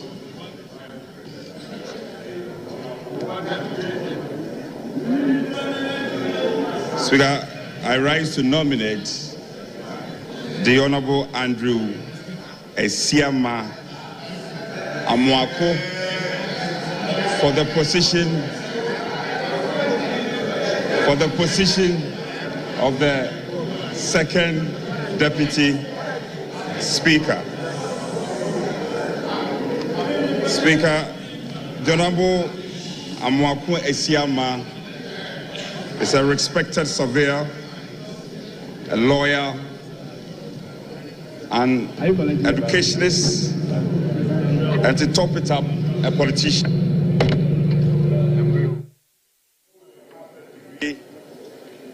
In environmental law, degree in conflict, peace and security. He also holds a bachelor's degree in land economy and law. Speaker, the Honorable Esiama is proudly married with 5 children.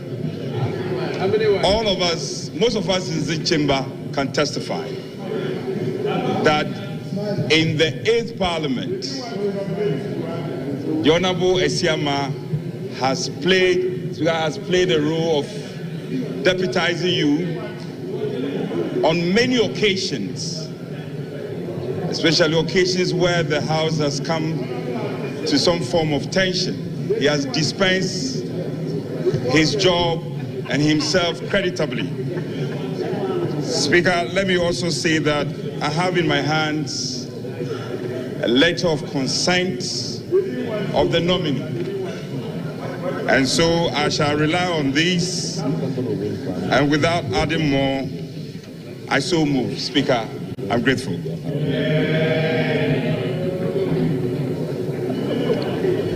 Honorable members, any seconder? Mr. Speaker, having regard to Article 96(1)(b) of the 1992 Constitution, noting the election of the first Deputy Speaker from the NDC party, I beg to second the motion. Thank you.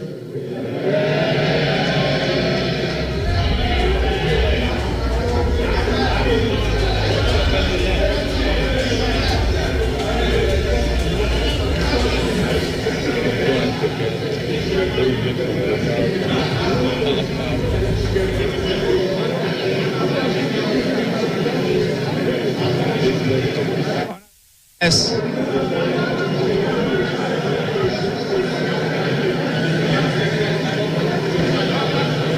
There being no other nomination, I proceed to declare Honorable Esiama Andrew Amoako, Member of Parliament for Formina constituency, duly elected as the second Deputy Speaker of the 9th Parliament of the 4th Republic of Ghana.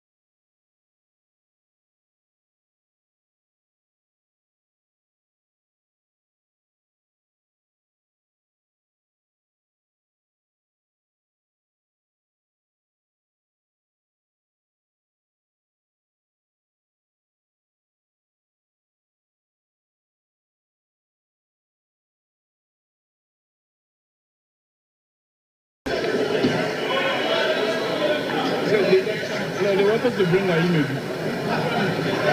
But we told them to bring the other people. Honorable members, this is the first sitting of the first meeting of the 9th Parliament of the 4th Republic of Ghana. So I understand, but let it be known that it's unparliamentary to clap in plenary sessions of this House. You don't clap. You say, yeah, yeah. You have to control your emotions.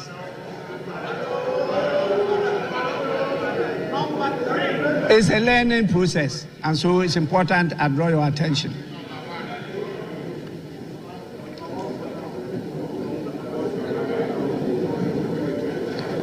Let me now happily bring to your attention that the people who made me possible to get to these heights have come in their numbers from the beautiful constituency, the Nadolu-Kaleo constituency in the Upper West region. And so I have a number of my hard-working constituents at the public gallery. I think it's important you thank them on my behalf for what they've done for all these years. I'm extremely grateful to all of them. Now, with your kind indulgence, I will proceed to suspend the sitting of the House to 10 in the forenoon, when we shall all reconvene at the Independence Square for another important activity. Honorable members are expected to be seated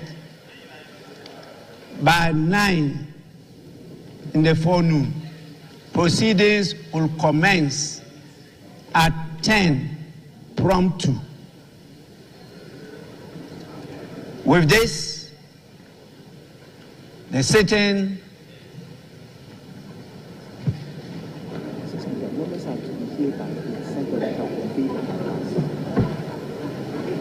Honorable members, I've been given further information that in view of the numbers expected at the Independence Square,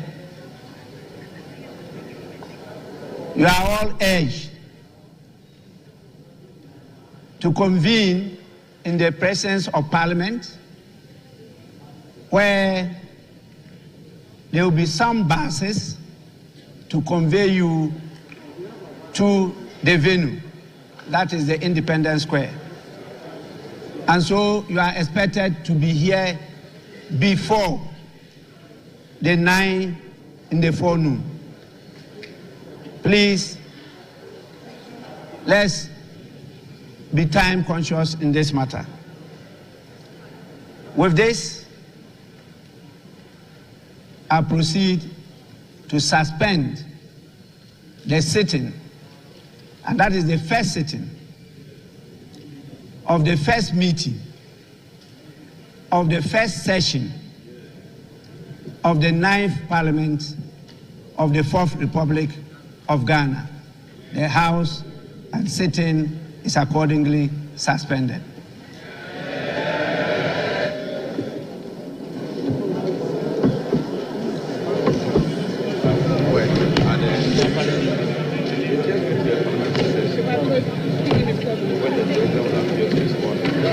Are we to take the Quran, the Bible. That's all they're saying. Take everything. It's for you. The Bible, leave it. They'll collect on it. No, we are going to read it. We want to go to